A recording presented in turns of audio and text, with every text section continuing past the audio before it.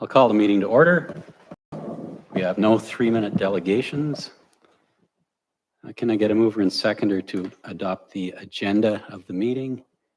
Krista Lee and Sherry, all in favor? That's carried, thank you. Any conflicts of pecuniary interest and the general nature thereof? Sherry? I need to declare number 5.2 in closed session. Thank you. The minutes of the November 20th, 2023 regular council meeting.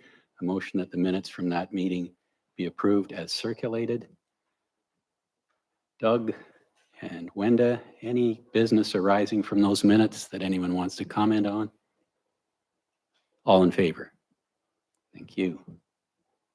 We have 3 delegations tonight. The first is from KPMG, our auditors, in regard to the 2022 audit findings report.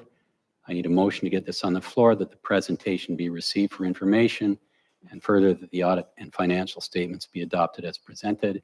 Sherry and Wendy, and who's here from KPMG? Yes.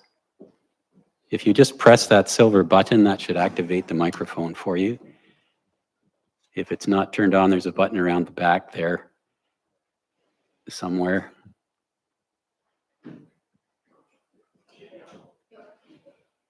There you go. And if you could introduce yourself, and the floor is yours. Everyone can hear me? Perfect. Thank you, everyone, for having me here today. My name is Katie Mahan. I'm a partner with KPMG. KPMG being your external auditors for your financial statements. I'm here to present the findings from our fiscal 2022 financial statement audit. For purposes of what's up on the screen, if you want to flip to the audit findings report, I think it was the third, sorry, that one right there. Yep, that's the document I'll be going through that takes the highlights from those other PDFs that are there, so into one kind of nice and concise presentation.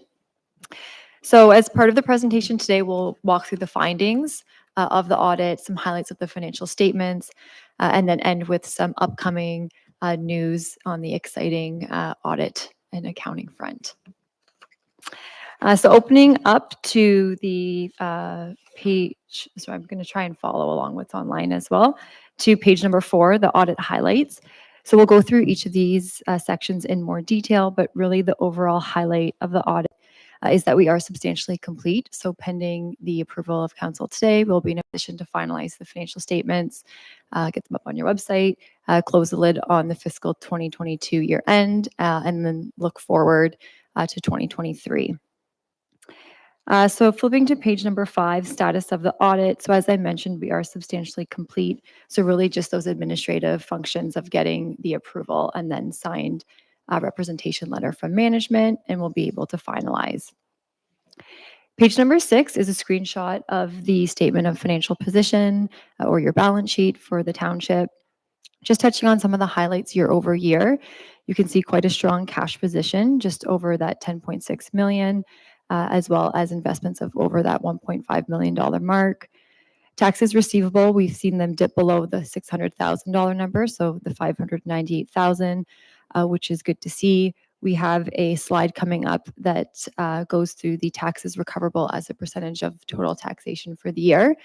The ministry does provide some financial indicators to benchmark yourselves against, consistent with other municipalities in the province. One of those is the taxes receivable as a percentage of total taxation number. And as we see when we'll get to that slide, you are now under 10%, which is exactly where the ministry likes you to be. They consider that to be low. So there was a few years you were a little bit above that, but no different from a lot of your peer group with COVID pandemic impact. Collection had gone up, but nice to see that fiscal 2022 back to more stable numbers and in line with what the ministry likes to see under that 10%. Accounts receivable is still relatively high, 1.8 million, but less than last year. And that is almost fully comprised of government grants. So some ISIP funding, HST, all that good stuff. So no collection issues or collection risk there. From a liabilities perspective, Accounts payable, accrued liabilities, really just timing of when your invoices and your payments are made around year end. Nothing significant to note there. Your landfill did increase fairly significantly, 1.9 million to 3 million. That is a non-cash item, so that landfill is an estimate in nature. Because of the increase in inflation rates and discount rates, we had to adjust those for this fiscal. And those changes in the inflation and discount rates came out to that overall increase for the year. And then the other thing I usually like to mention is just around the obligatory reserve funds. That number represents OSIF, Building Reserve, Parkland Reserve, and the CCFB, which is the Canada Community Fund Benefit, which is gas tax, just the new name for gas tax. So those funds, you receive them, and any unspent funds stay on your balance sheet there as a liability. So those amounts will all be spent for those designated purposes in future years. And then after that, your assets and your liabilities become to your non-financial assets, which is just your capital assets, your inventories, and your prepaids. Not a whole lot to note there. The biggest number on your balance sheet is your capital assets, up over 39 million now. That change year over year is a function of additions, just over 4 million, which increased the assets, offset by amortization of 2.2 million, which decreases them.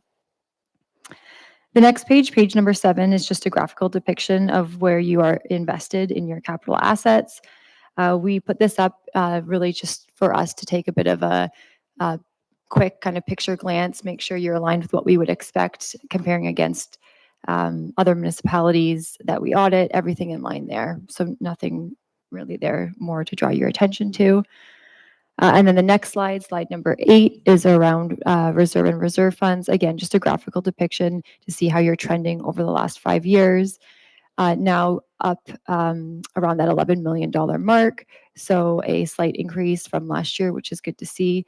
And then really just a future consideration note that now with your asset management plan in place, future financial strategy and sustainability, looking to make sure that those reserves are plentiful enough for your future capital and operating projects. And then after that, we have page number 9, which shows your reserves as a percentage of operating expenses. This is another one of those ministry financial indicators that they put out. They like to see reserves being at a minimum of 20% of your operating expenses for the year. As you can see, well over 20%. But again, taking that reserve balance against your future capital plans and your asset management plan is always a good thing to consider. And then from there, page number 10 is what I spoke to earlier with your taxes receivable as a percentage of your current levy. And you can see there 2020 was where it peaked as a result of COVID, and then since then has come down to under that 10% mark, which is what we like to see. Page number 11 is a screenshot of your statement of operations or your income statement. Again, here we've included some of the highlights on the page. I won't go through all of them in detail, really just touch on a few of the larger ones. So around your government grants, that increase was expected. That was the receipt of the ISIP for the year, the majority of it anyway, for the ice pad and chiller unit. And then there was also some increased utilization of your OSIF and your gas tax compared to last year. So more capital projects happening in 2022 than 2021. Across the board, not just yourselves, investment income has increased quite substantially as a result of the increase in interest rates across the board. And then there was also some utilization of your Parkland Reserve that aligned with what had been budgeted for. So as those projects were completed, we see that revenue come in to help fund those projects. And then from an expense perspective, there is a note in the statements which does break the expenses by segment, so by salaries, materials, as opposed to department, which is what the income statement shows. The largest increase coming through materials, which again is expected due to those increased inflationary costs, specifically fuel and transportation materials, as well then as your landfill and landfill closure, post-closure, because of the increase in the rates, as I mentioned. And then page number 12, again, is just a graphical depiction of where those funds are spent. from an expense perspective, and they line up with what we would expect there. So nothing significant to note. From an audit perspective, page number 13, a materiality is an important concept. So materiality was set for the year at 300,000. Materiality is set as a percentage of expenses. So Canadian auditing standards do provide us with guidance for a municipality like yourself. They say anywhere from a 0.5 to a 3% range of total expenses. So we've come up with that $300,000 number, which is a large number, but that is aggregate materiality. So what that means is that's the point we would let misstatements accumulate, to which point we would no longer be able to issue a clean opinion. The amount that we audit to is a much smaller number. It's 5% of that number, which is that 15,000 that's on the page. So to the extent we found any differences over 15,000, we had conversations with management and either booked those entries or left them as an uncorrected difference. We did have some entries booked, and they're reflected in the numbers in the statements. And then we did have 3 entries that we left uncorrected, which are on this page here, number 14. And so what these 3 entries relate to is all the same. So they all relate to the capital, tangible capital assets.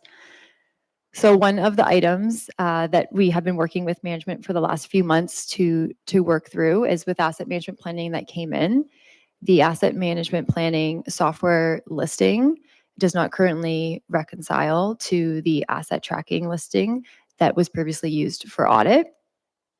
In trying to reconcile these 2 reports, we were not able to pinpoint exactly where the difference was being generated from.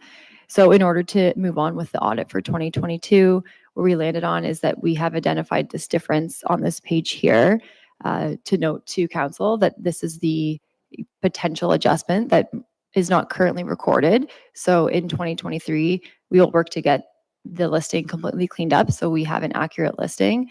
But at this point, this is what the maximum exposure is. So if we were to take the new report, it would have the impact of just around this $200,000 here. But unfortunately, we weren't able to fully substantiate and verify through looking at invoices. So until we're able to do that, not able to book that entry in. So really just flagging this to council now that for the 2023 audit, we'll continue to work with management, and then we'll have this fleshed out for fiscal 2023. And then that lines up with page 15, which is the control deficiency page. So as a quick reminder, as part of the audit, we are required to get a thorough understanding of the internal control environment. To the extent there are any significant deficiencies, we are required to bring them to your attention here today. So because of what I just mentioned on the inability to reconcile the TCA register with the asset management software, we have noted a significant deficiency around the tracking of the tangible capital assets. So nothing that's new to management, something that we've been continuing to work with them in order to move forward.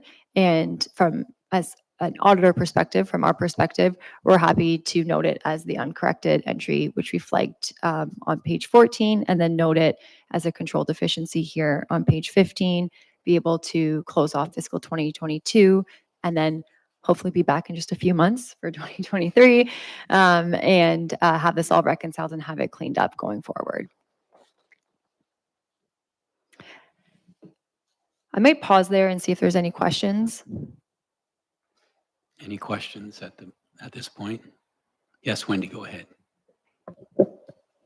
Just in regards to what you just spoke about, so the goal is to get that fixed in 2023 so that you will have a better opportunity to balance it out.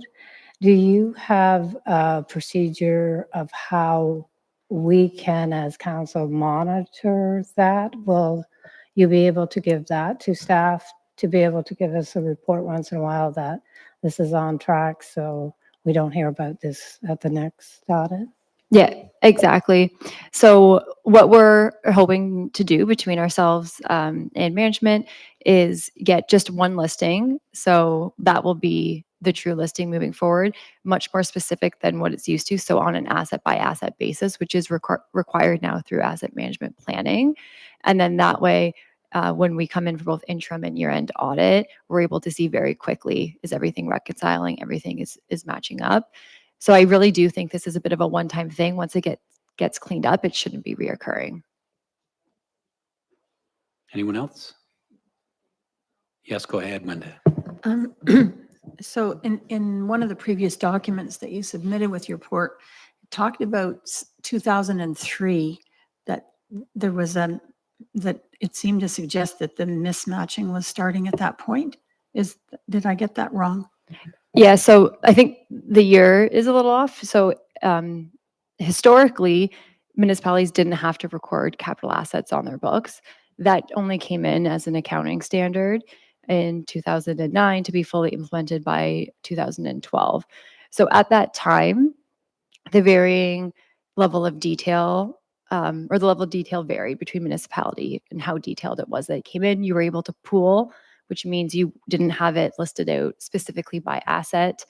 Where now with asset management planning, even though it's not an accounting standard, the requirements are much more stringent in terms of listing out asset by asset, a useful life, projecting out what the replacement cost is going to be. And so since we now have that information, we have to make sure that we are using the best information we have available. So as part of this new asset management planning coming in, looking at that asset register that had been used for audit and making sure it's being updated.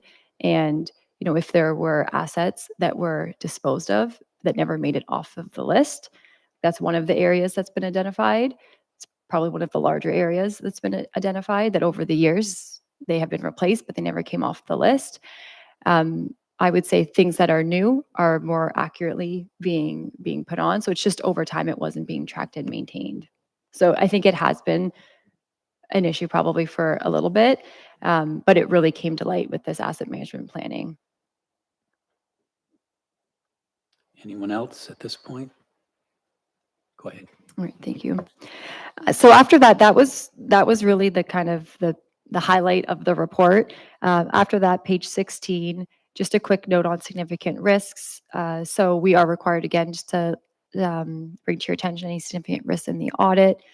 The only one we've identified is the significant risk over management override of controls. This is a presumed risk. What this means is that this is a required significant risk in each and every audit in Canada. So it's not unique to yourselves. We need to put it into each audit plan. We need to make sure we have certain procedures to address this risk. And so we've gone ahead and done that similar to how we have in prior years and did not uncover any issues to bring to your attention. Page number 17 speaks to significant accounting policies and practices. The big note there is that there were no changes in the current year to bring your attention to. And then page number 18 is other financial reporting matters. And the one item here to note is that there is a new accounting standard coming into play for fiscal 2023. And so we have some further detail in the appendices, but I'll just take a brief minute to explain that one. It again relates to your tangible capital assets, which is another reason why I feel pretty confident that by next year we'll have that listing reconciled. So in fiscal 2023, all municipalities are bringing in asset retirement obligations. So it's a new standard, historically has not been something that the municipalities had to look at. And what it is it's looking at your entire asset register, your entire asset listing. And if there is a legal or contractual obligation to remediate that asset, you actually have to cost it and put it on your books now as a liability. So the biggest one that's hitting municipalities across the board is asbestos in buildings. So actually having a costing method to determine how much that is going to be, even though you might not actually incur those costs for a number of years. It is an estimate, relatively similar, I would say, to your landfill estimate, where it's nothing that you're incurring today, but you do have to estimate it, cost it, and get it on your books. And that number is only going to be as accurate as your asset listing. So those are really kind of tied in together. So other than that, in the appendices, I won't go through them in detail because there's really not much there that's new or different. We went through the required communications, appendix 3 is where you have your new future accounting pronouncements. So those are kind of the new things coming down the line. Other than ARO, they're not expected to have a significant impact. So we do have some additional slides, 28 through 30, around ARO, asset retirement obligations.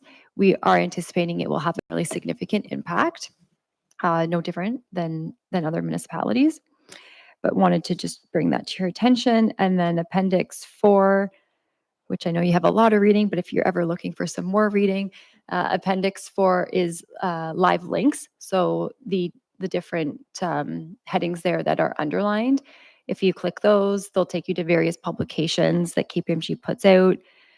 Typically, I get asked if I only have 5 or 10 minutes, which one would I point you in the direction of? And that would be the one in the top left-hand corner called Accelerate. It's only 3 or 4 pages. It's fairly concise, and it just highlights the 3 or 4 kind of emerging trends we're seeing across councils, audit committees, and boards in the country. And it is refreshed annually to keep it fairly current. So that's it for me today. Happy to take any questions if there are any. Any more questions for Ms. Mahone? Looks like you saturated them with financial information. Katie, thanks very much. That's for my your goal. I presentation. just talk a lot about numbers and Yeah. confuse people. Yeah, you'll numb them. Thank you for your thorough presentation. All right. Thank you, everybody. Have a great rest of your meeting. So we have a couple of motions on the floor regarding this presentation. All in favor? It's carried. Thank you. Okay, our next presentation is from Lumex, the Community Risk Assessment presentation.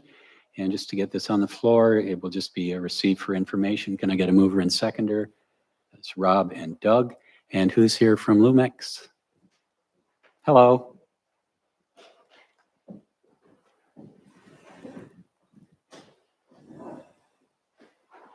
You look familiar. Did you give us your original presentation on this? I did. Yes. And I'm delighted. My name is Grace McDonough from the Lumex Group, and I'm delighted to be back here again in Stone Mills. Thank you, Grace. The floor is yours. Thank you. I think if we could go to slide 3, we'll begin. We'll begin there. Some of this may sound familiar to you because some of it is what we talked about the last time I'm here. So it's a little bit of a refresher, just to let you know that community risk assessments, the regulation came into effect July 1st, 2019, and all municipalities with fire departments must conduct a community risk assessment before July 1st.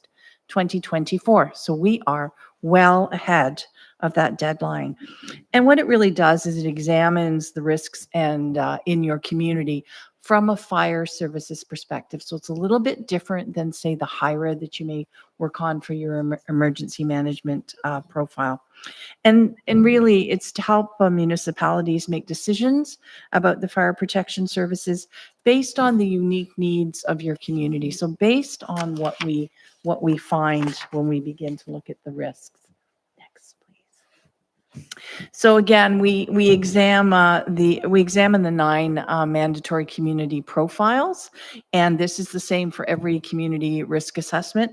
So we look at your geographic profile, we look at your building stock, we looked at your critical infrastructure, your demographics, the hazards that exist in your community. We looked at who your public safety response entities are, who your community service response entities are.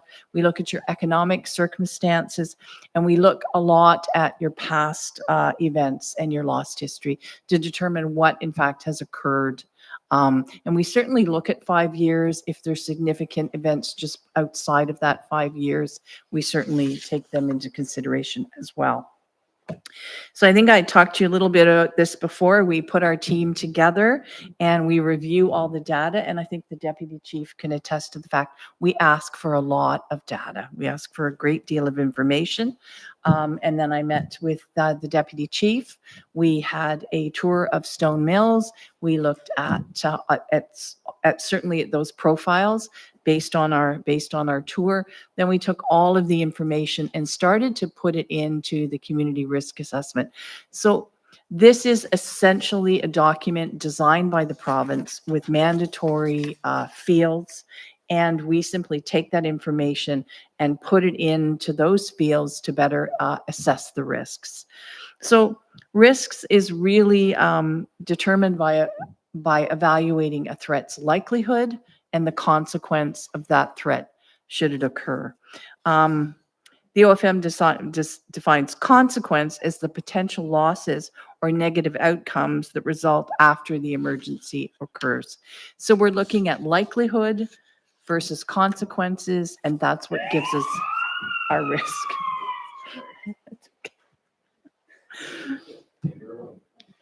That's right. So ideally, the CRA then allows the municipality to understand the risks and the ones that are most likely to occur and the ones that are going to have serious consequences.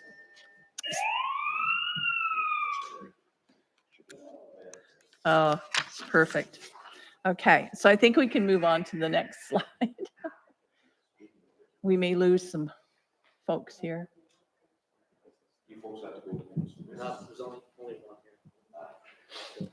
You okay to continue? Okay. Can we have the next slide, please?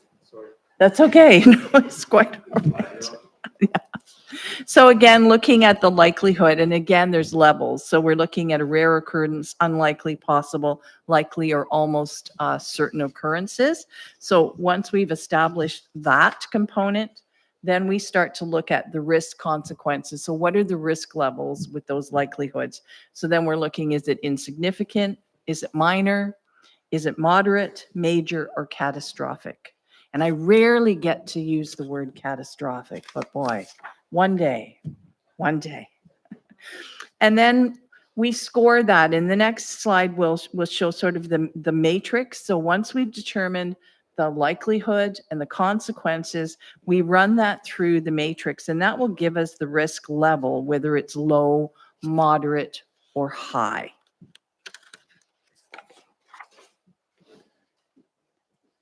And you can go to the next one, please.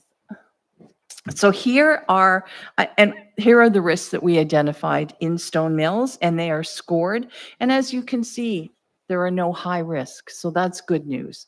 There are certainly some moderate risks and some moderate risks that are close to being high. And the first risk is fire or explosion in industrial occupancy, which scored a 90. And if it had scored a 91, it would have been in the high category. So it was fairly close. Severe weather events. I don't think that's probably a surprise to any of you, and that scored at an 85. Fire in residential occupancy scored at a 78. And that is more because of the likelihood than the severe consequence. The likelihood of residential fire is almost certain in any given year. Human health emergencies. Again, not likely a surprise to anyone, and the effects of that can be certainly severe to a community. Fire in assembly occupancy also scored a 75, and critical infrastructure failure scored a 72. Highway road incidents scored a 66. So those are the moderate risks that we identified. In the low risk was grass and wildland fires, incident in remote areas, fire in vulnerable occupancies, and I think this one may even change significantly now. When I came for my site visit, you had a vulnerable occupancy. I think maybe the status of that occupancy has changed somewhat, but the fact that it scored in the low category, really, we left it there, and you know, there may be one in the future that we would look at again. Major rail incidents, a 48, and fire in commercial occupancies, a 42. And this is a 42 because there has not been any fires in commercial occupancies. So it scored low on the risk scale. So next slide, please. So the next thing we do is develop the risk treatment plans for all of the risks that we have identified.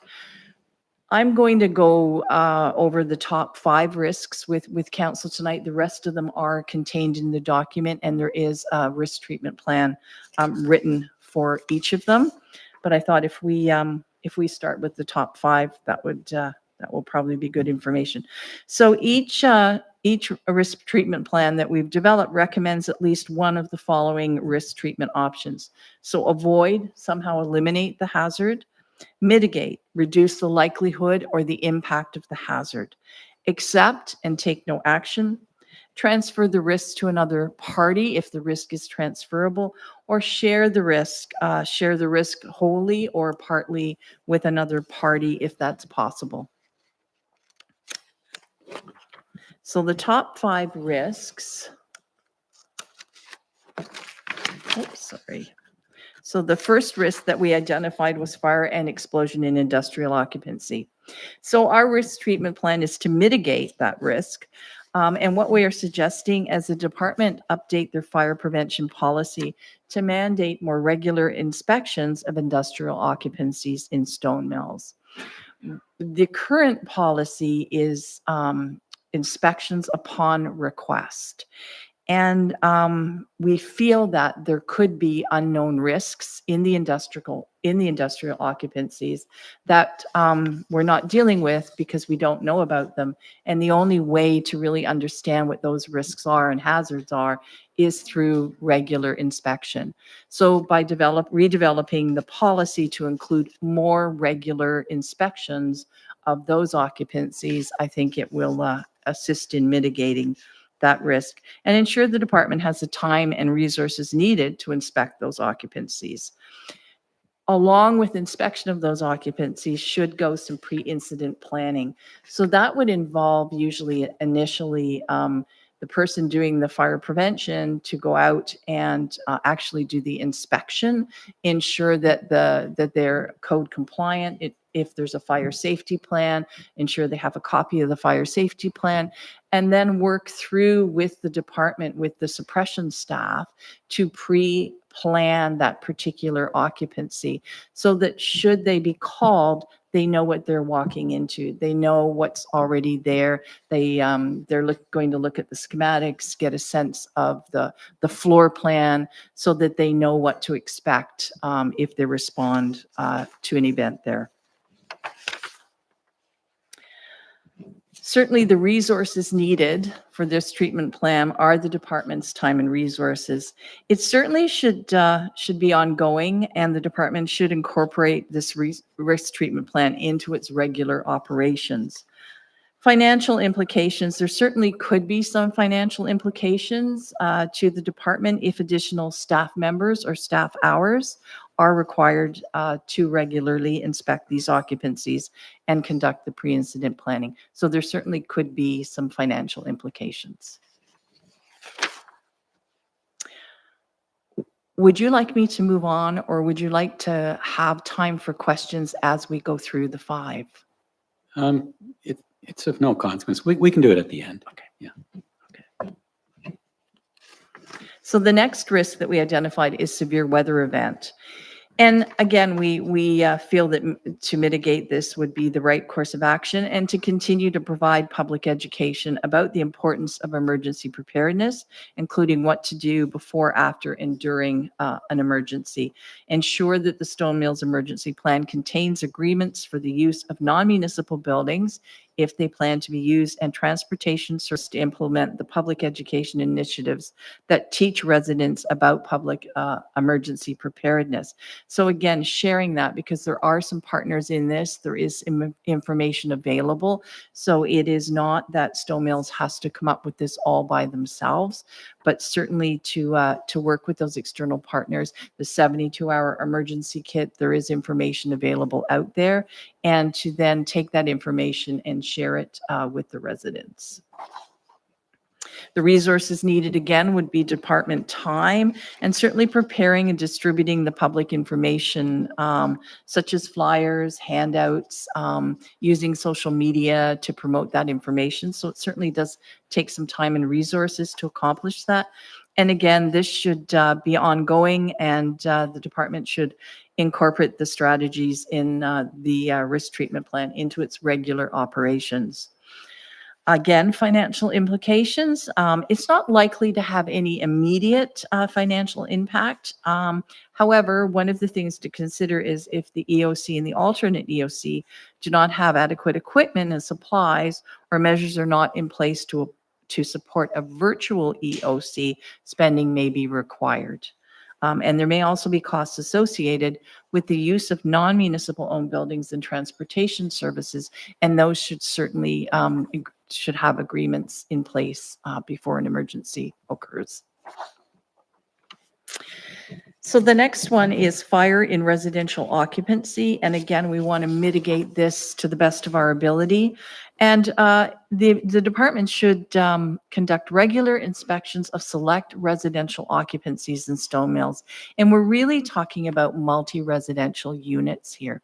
So inspections of people's private dwellings is not legislated or mandated.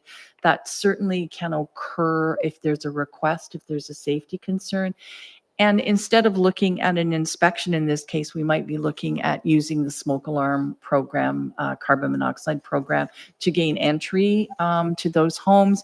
And sometimes that does lead to a further inspection, further issues coming up and further questions being asked. So that's to ensure that all residents of stone mills receive the fire safety messages. The three lines of defense are certainly come into play here, where we have suppression. We know that we have the suppression tools should a fire occur, but we certainly want to look at code compliance, and we certainly want to look at public education to help mitigate fire in residential occupancies. And I really believe public education is the key to reducing residential fires across the province. So the department should implement a multi-year smoke CO alarm program to ensure that all residents of stone mills have working CO and smoke alarms. And I do want to say that I know during COVID, here and everywhere, those programs sort of ceased to operate. But here in stone mills, the program has begun to operate again. I think the only thing that we would suggest is that targets are set. So looking at how many houses do we want to do, setting those targets, tracking the success of the program, I think is maybe a way to move forward with it. And as new development comes, certainly making sure that the new development is included in that. So again, it takes department time and resources. The smoke alarm carbon monoxide program certainly relies on crews going out and doing that work. So it's certainly their time spent doing that. And it's difficult with mandatory certification and mandatory training to often find the time to do the smoke alarm and carbon monoxide programs, but they really are vital to the community. So I would encourage the department to continue the good work in that respect, and to maybe step it up a little bit. This is not the time of year for it. Spring and fall certainly are the best times while it's light out to get the truck out there, to be in the neighborhoods and to be seen, and hopefully gain some access. Financial implications, it certainly could impact the department financially if additional staff members or work hours are required to increase the number of residents that are included in the smoke and CO program. And the department has conducted 4 events to check and replace CO smoke alarms and batteries. Each event to date has cost the department approximately $600 for staff wages, equipment, and the cost of alarms and batteries. And the department may choose to invoice. So there is some cost recovery, I understand, for the actual smoke alarms and CO alarms. So the department can certainly invoice residents and recover some of that cost. So risk number 4 was fire in assembly occupancy. And again, the department should strive to mitigate this risk by conducting regular inspections of assembly occupancies in stone mills. Assembly occupancies can range anywhere from a small church to a large arena. So it really runs the gamut. But certainly starting with larger assembly occupancies and doing regular inspections in arenas, in community centers that are rented out to the public, I think that's really where the risk lies. Some of the smaller assembly occupancies aren't going to have likely the occupant load, and they're not going to have the same risk in the way that they're used. So you may have a small church that isn't likely going to have the same risk as a community center that's perhaps rented out. There may be cooking, there may be alcohol involved. So all of that changes the risk factor. So it's a broad category, but I think again reviewing the fire prevention policy and beginning to look at some of those assembly occupancies, determining which should be inspected on a more regular basis. And certainly for the larger occupancies, such as arenas and community halls, the pre-incident planning process will be valuable, again, so that you can determine what risks and hazards exist, and then the firefighters can have an understanding of what it is they're going to encounter when they enter those buildings. The department should verify that supervisory staff working at Stone Mills assembly occupancies understand their responsibilities under fire safety. So again, if it's a large assembly occupancy like an arena or a community hall, that whoever owns that and whoever is renting it out has a clear understanding of their fire safety responsibilities and is able to pass that along through the rental agreement to whoever's using the facility. So that's something that the department can ensure is in place through fire safety planning. Resources needed, again, department's time and resource. And again, this is an ongoing, the department should incorporate these strategies into its regular operations. There could be some financial implication, again, if additional staff or work hours are required to complete inspections. So risk number 5 was human health emergencies. And again, we want to mitigate that risk. We want to continue monitoring for signs of a human health emergency in Stone Mills. You want to follow the advice of your local health unit and the province of Ontario as applicable. The resources needed to respond to human health emergencies will depend on the type of health emergency as well as the recommendations from your local public health unit. The department should be aware of and should incorporate the strategies from the public health unit into its regular operations. Financial implications, although we say it's not going to have any immediate financial implications on the department, we do understand that it can affect staffing levels, and sometimes that can result in some additional financial implications. So the next steps will be to review the risks that we've identified, to implement the risk treatment plans to address those risks, and to review and update the community risk assessment annually. So every 5 years, the community risk assessment must be redeveloped and submitted to the province, but it certainly is advisable to review it annually to look at what has occurred in the past year, and does that change any of your risks and how they're scored. So develop a process to collect and maintain the data required for the community risk assessment, and use the town's community risk assessment to develop future strategic planning. One of the other things I would like to talk about is the lightweight construction aspect. So Stone Mills is not alone in the fact that they have not been tracking the lightweight construction. It is part of the community risk assessment, and it's something going forward that is going to need to be tracked by the municipality.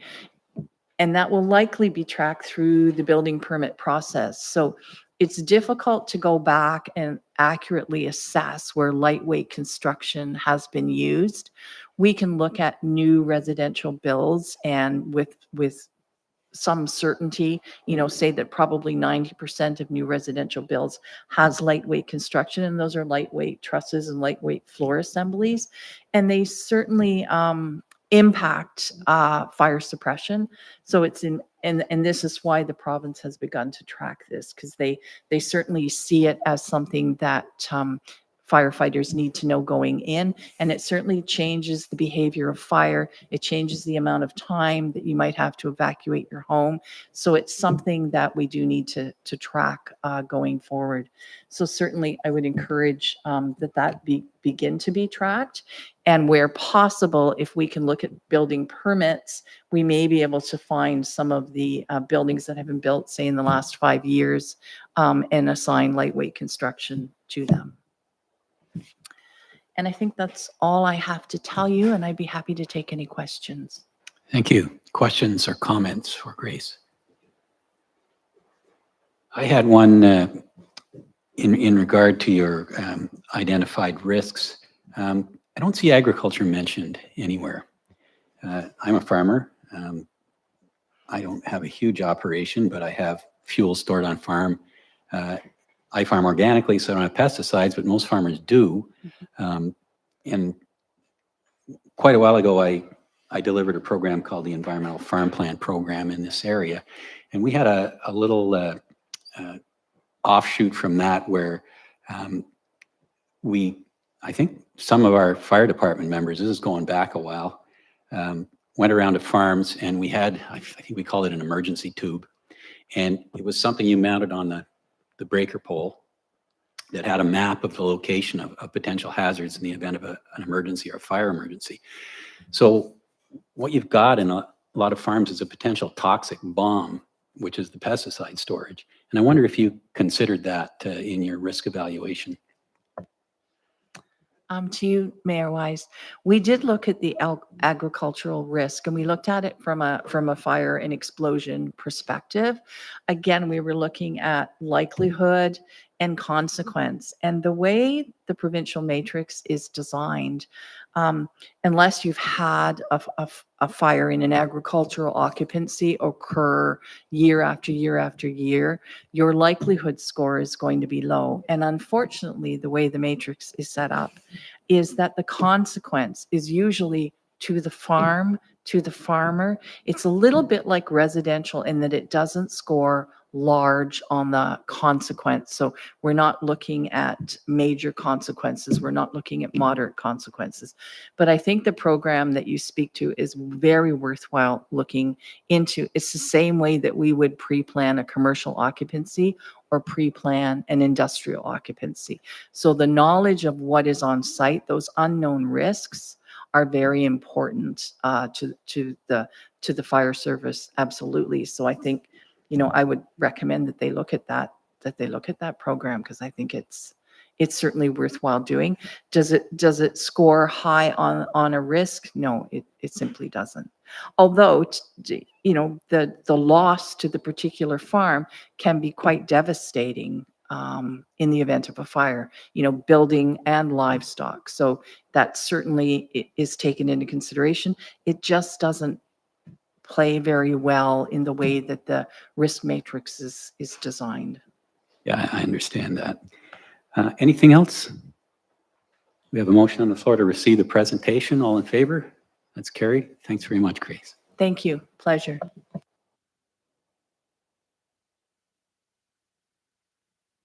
Okay, our final delegation is Dallas Bentian, request for investigation into township corruption and criminal conduct. Could I get a motion that his presentation be received? Doug and Rob. So if you press the silver button there, Dallas, that activates your mic, and the floor is yours. Just, I won't have enough time to go through the whole presentation, so we'll be skipping a few slides as we go. So to introduce myself, I'm Dallas Bentian. I served 17 years in the military. I deployed twice, once to Afghanistan, once to Haiti for the earthquake. I was medically released due to my service injuries, and some days I can hardly walk. And it gets a lot worse in the cold and damp weather like today. My family found a small piece of land to retire on and build a house. I didn't know that this would start an ongoing attack from the Stone Mills Township, because my family bought land that 414Q, the Bruces, used to hunt on.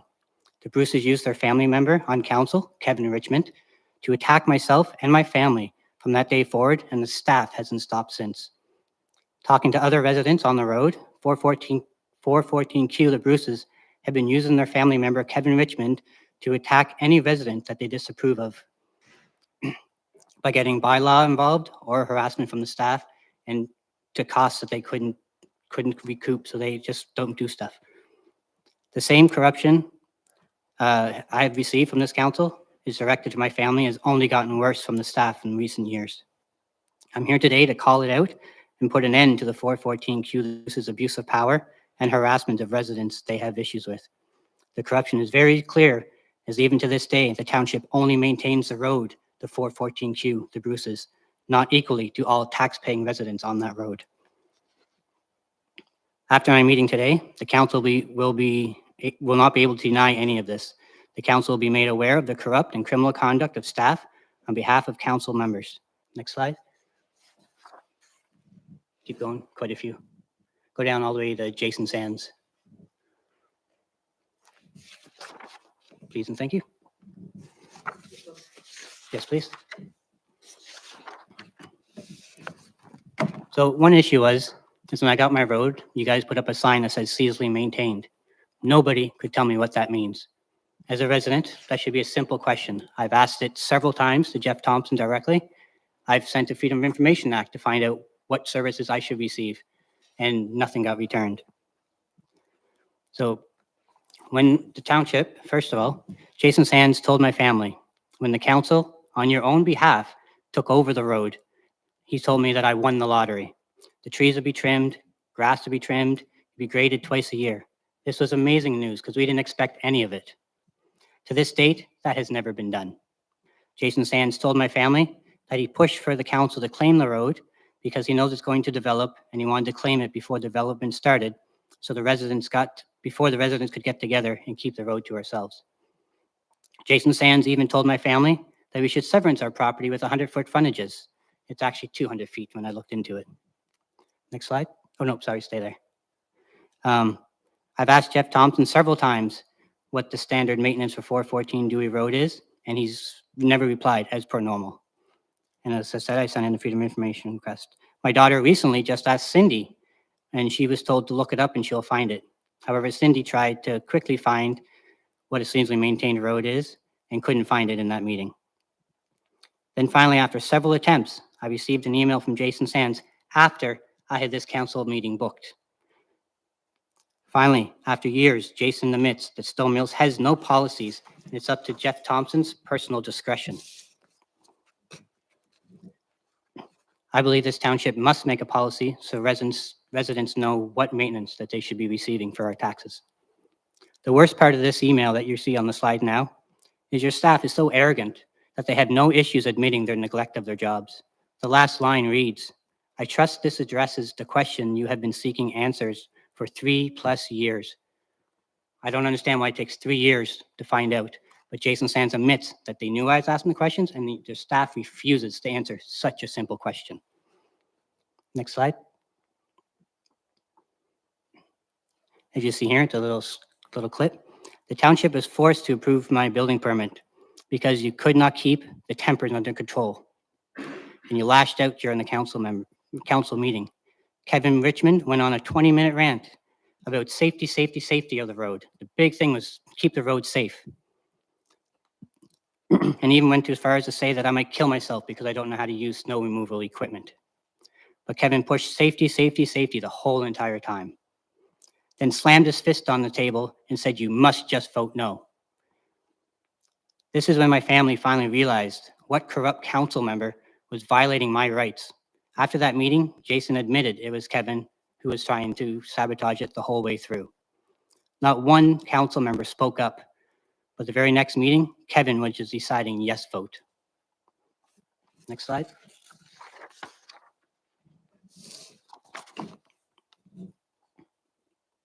Oh, sorry. Doesn't matter. On the slide. That's fine. On this slide, I found out what staff member lied and had me falsely charged and caused my family to spend thousands of dollars to defend that lie from staff. It was oddly enough how I got this document. I'm glad I finally got it. And I found out It was Jeff Thompson, of course, which made the road neglect that much clearer. I've been asking the council now for years to investigate the criminal conduct of Jeff Thompson, but they won't even reach out to me. I've reached out to Eric Smith and got nothing back in return. This is nothing new. Jason Sands recently sent me an email saying that the township takes safety as a top priority when Jeff Thompson decided to escalate on October 5th with his volatile conduct against my family by using a Stone Mills vehicle, the truck, to block and myself and my son in on 414 Dewey Road. Luckily, I was able to get out to safety before his verbal harassment could start. Again, I sent a complaint and nothing was returned back to me. So weeks later, I sent another email demanding an answer. And Jason Sands finally sent me an email and said that the staff and council talked and nobody cares about Jeff Thompson's conduct. This is why I'm here today. This ongoing aggression and direct danger to my safety and my family must be dealt with. I have even offered meetings with the council. Jason Sands was supposed to set it up and none of it happened. Now, next slide. So where's the safety sign here? If Jeff Thompson is number one thing is safety, there's no safety sign on this construction. Next slide, next slide. Still, no safety signs. I've talked to people in the township and they've hit that bump so hard, they thought they busted stuff off their vehicles. Next slide. Weeks after construction finally started, did this township finally put up a safety sign. I have a video that I date each picture and when this stuff was put up. You can find it on Stone Mills Exposed on YouTube. Next slide. Now let's get into the condition of the only way to get to my house. This is the typical flooding of the road that I've been mentioning to Jeff Thompson for years. I've even offered Jeff Thompson videos of all this so it'd make him easy for him to help maintain the proper sections. But of course, he ignores all my emails. Next slide.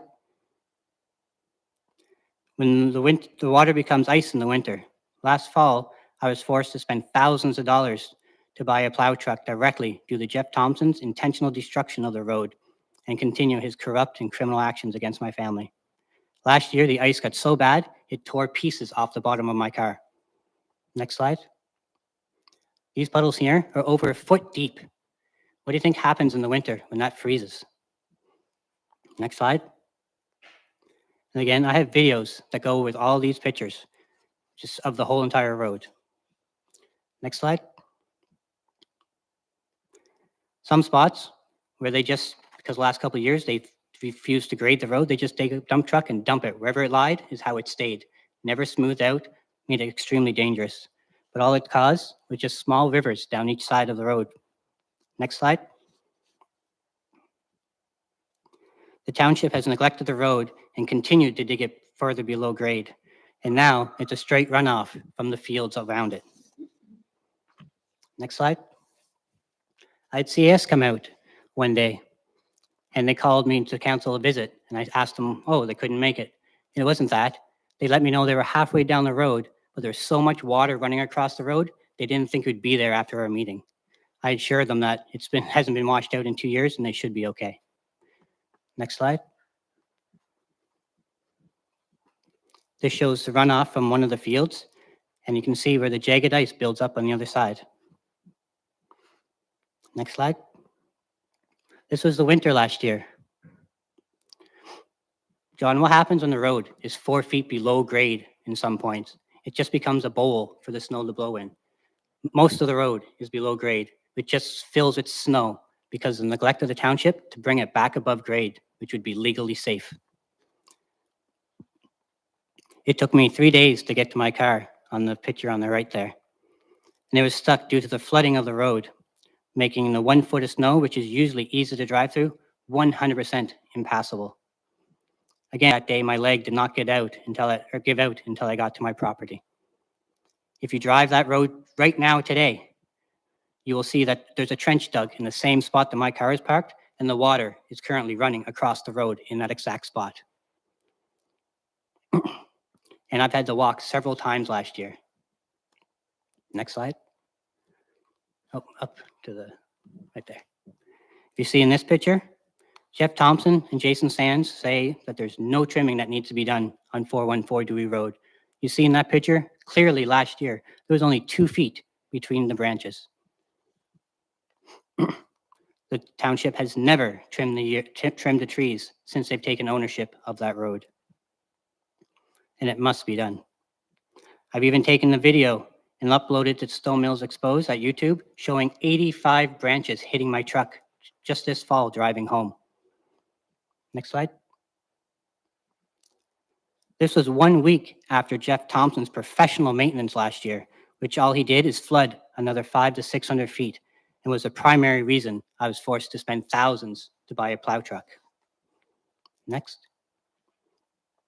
These pictures are from this fall. The winter is just getting started. The trees aren't even frozen yet, and you can see they're clearly leaning up over the roads. Next slide.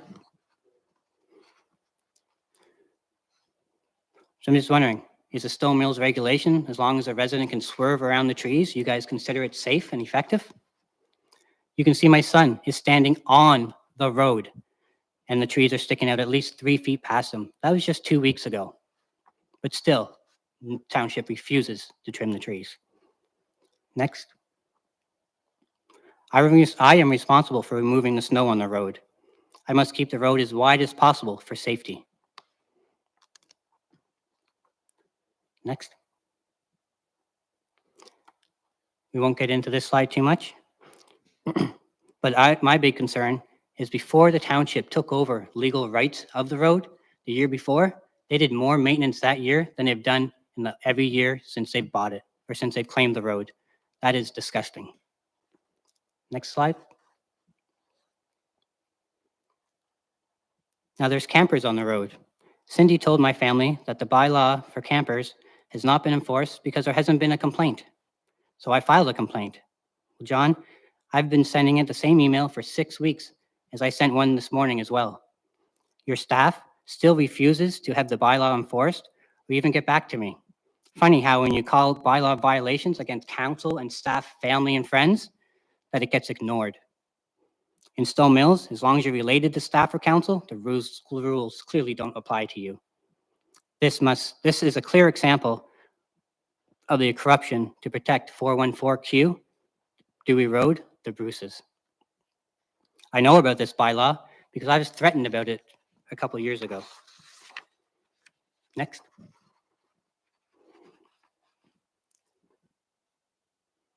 Now, John, it's pretty sad that Jeff Thompson refused to do anything on the road until I started posting YouTube videos.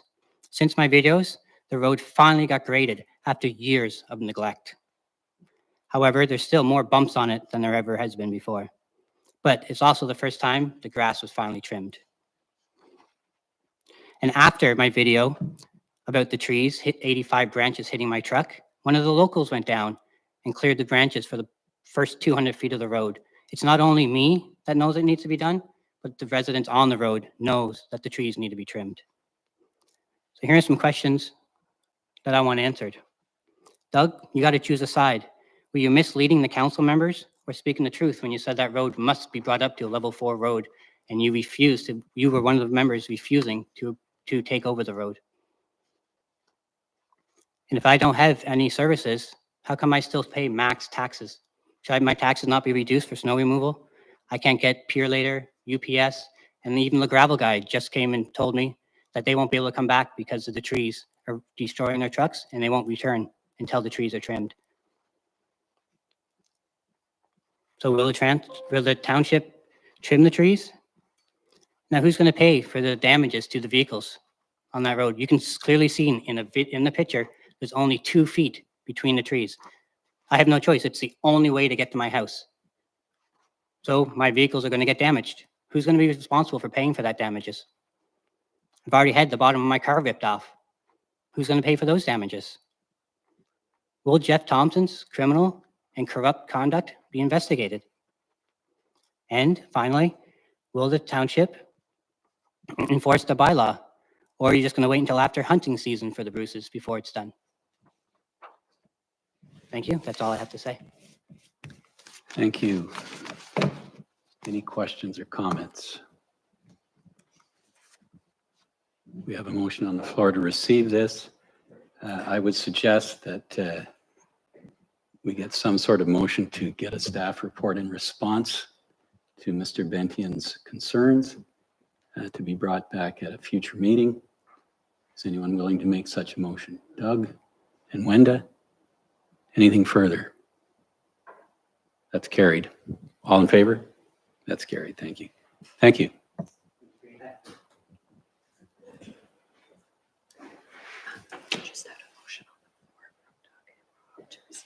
Right. Yeah, we'll include that in the same motion.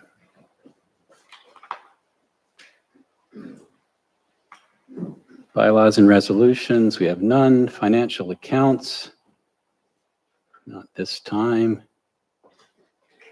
Staff reports, CAO Sands, Industrial Community Improvement Plan. I need a motion that council receive the report entitled Industrial Community Improvement Plan, and further that the bylaw, being a bylaw to adopt an industrial community improvement plan, be enacted and passed, and that the Reeve and clerk be authorized to sign and seal.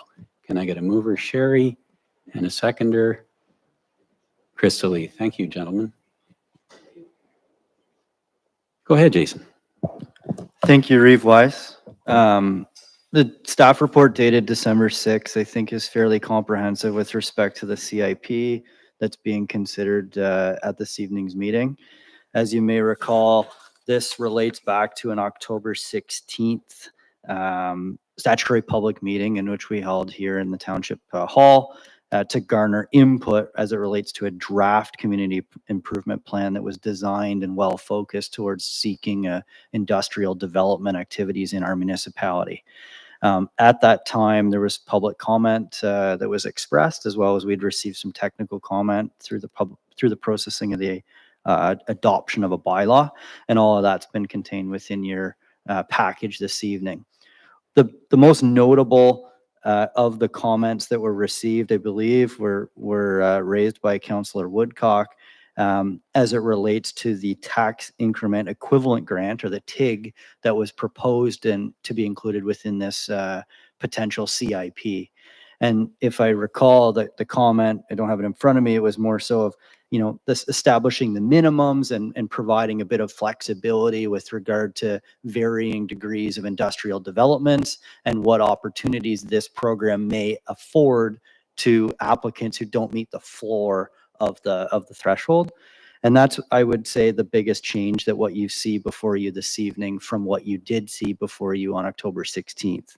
We've incorporated a revised TIG, or tax increment equivalent grant, that contains a bottom floor of $3 million in terms of property valuation and a minimum of 5 employees for a percentage increase on tax equivalent grant, up to a $10 million evaluation with 25 employees. And if you recall, the original concept was a threshold of 10 million as the base and 25 employees. So really, we just opened that up to be more considerate or mindful of potential applicants who could utilize such a system.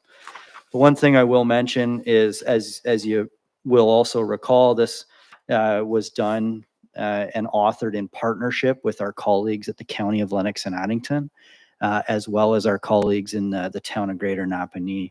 We're, as you are aware, utilizing some of what I consider the successes of Loyalist Township and their community improvement plan related to industrial developments that came into effect, I believe, in 2020, and attempting to adopt a similar type program to incentivize redevelopment and development activities.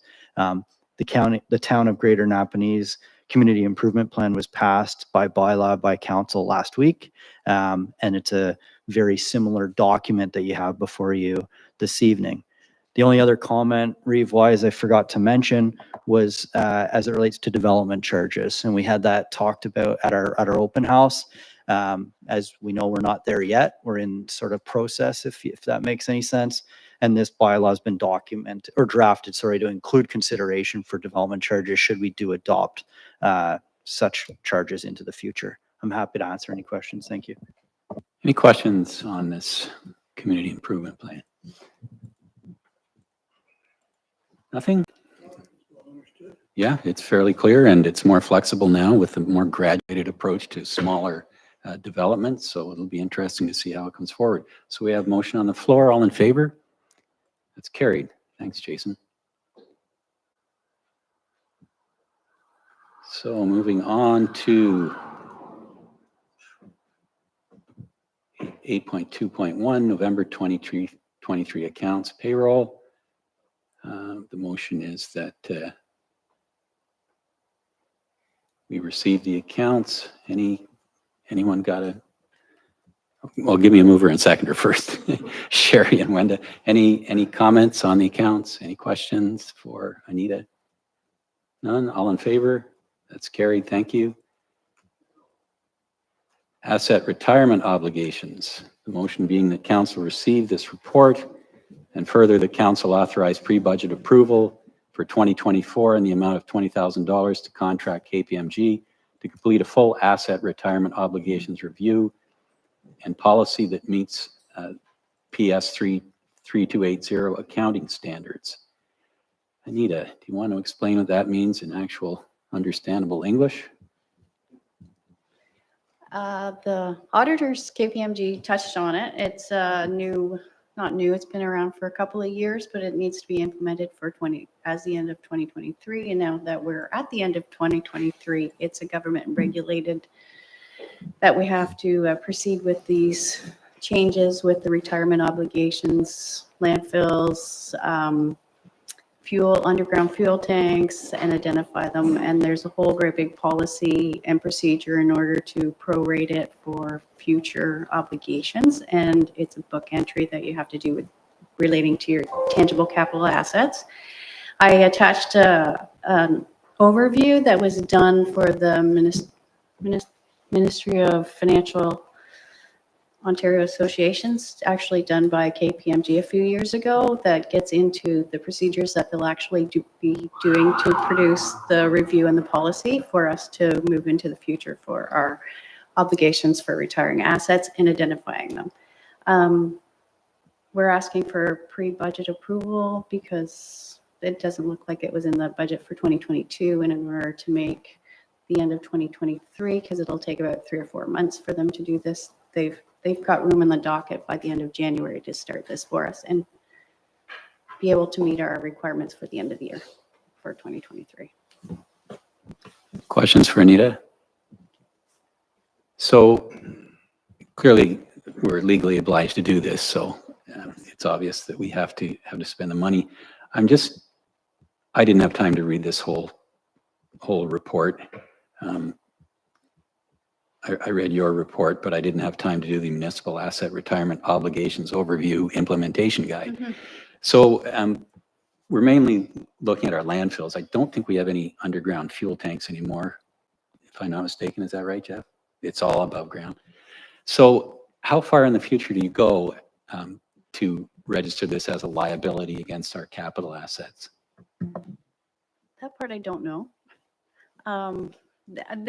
I think it's a regular, they have to reassess them, and they'll be looking at all our buildings, they'll be looking at our landfill, they'll be looking at assets that we own that may have a future liability, and then they actually prorate it, and it's probably in the same format as we already do for our landfills, where we have to actually pay for the closure of it. So you have to put the obligation of a liability towards that for future costs that may incur to when you go to sell it or take out the asbestos, and it's just a procedure in identifying it, and hopefully we will not have a lot.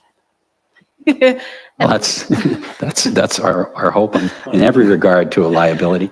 Okay, I won't try to pin you down. It'll be interesting. I think working with the consultants that do our landfill evaluation, maybe we can get a bit more of a handle on, once we figure out what closure dates are, how much longer after that we have to continue to spend money. And that's what they'll come up and do a report and put there's a policy required for it, and a lot of background study and work that has to go into it in order to substantiate it for the future.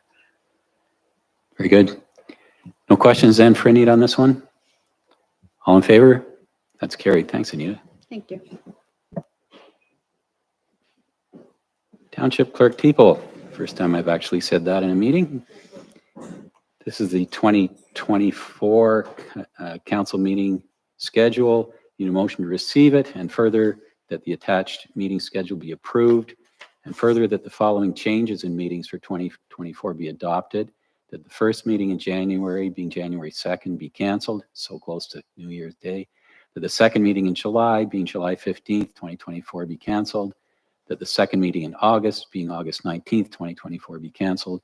And that the second meeting in December, being December 16th, be canceled. Now, did you want to add the Christmas holiday thing at this point? So how do you want that to read, Brandy? Thank you, Reeve-Wise. So in looking at previous minutes, it came to light that council would authorize the closure of the administrative buildings during the week of Christmas. So if we can just get a fifth recommendation in here to authorize the closure of the administrative offices the week of December 25th until December 29th, with offices being reopened on January 2nd, 2024. Okay, if we can add that to the motion. Sherry moves. Seconder, please. Rob, any discussion? All in favor? That's carried. Thank you. Yes, Doug. I'd like to make a request. I know it's a little bit out of order. It should have been done at the start of the meeting, but we didn't know this. Can we amend the agenda so that 8.51, 8.5 be brought forward to this time? So that some individuals sitting in the audience can leave and attend to other business? If there's no objection from council, sounds reasonable. Do you mind if we interrupt your section there, Brandy, and deal with 8.5, which is Deputy Fire Chief Richmond, Fire Department grant update? The motion would be that council receive the report, and further that council direct the treasurer to allocate any unused funds from the Enbridge Fueling Futures donation and the Firehouse Subs Public Safety Foundation of Canada grant to the Fire Department reserve accounts. Can I get a mover for that? Sherry and Doug. Go ahead, James.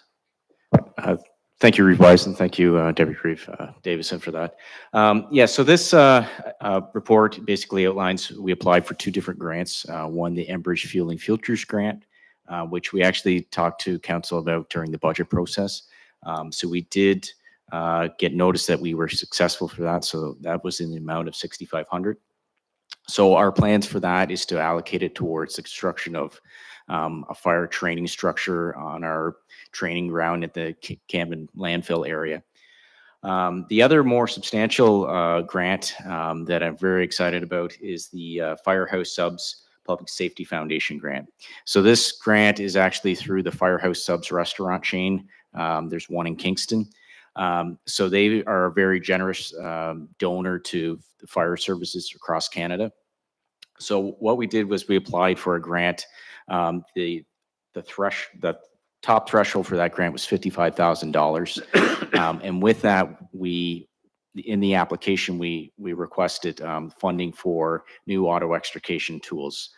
So very similar to the tools that council approved this year for purchase for the Tamworth station of battery operated cutters, spreaders, and a ram. But this set will be going to our Newburgh station very timely because the system they have now, which is actually the old Tamworth system, is over 20 years old and is starting to fail. So we're very happy that we received this. We haven't received the funds of yet, but we anticipate that anytime. So, questions for James on this one? No, it sounds good, James. All in favor of that? That's carried. And you're up next for the community risk assessment, which we heard about earlier. The motion being to receive this report. Further, that the council accept the community risk assessment prepared by the Lumex Group and direct staff to submit the report to the Ontario Fire Marshal to fulfill mandate of Ontario Regulation 378/18. Can I get a mover for that? Wendy and Sherry. Go ahead, James.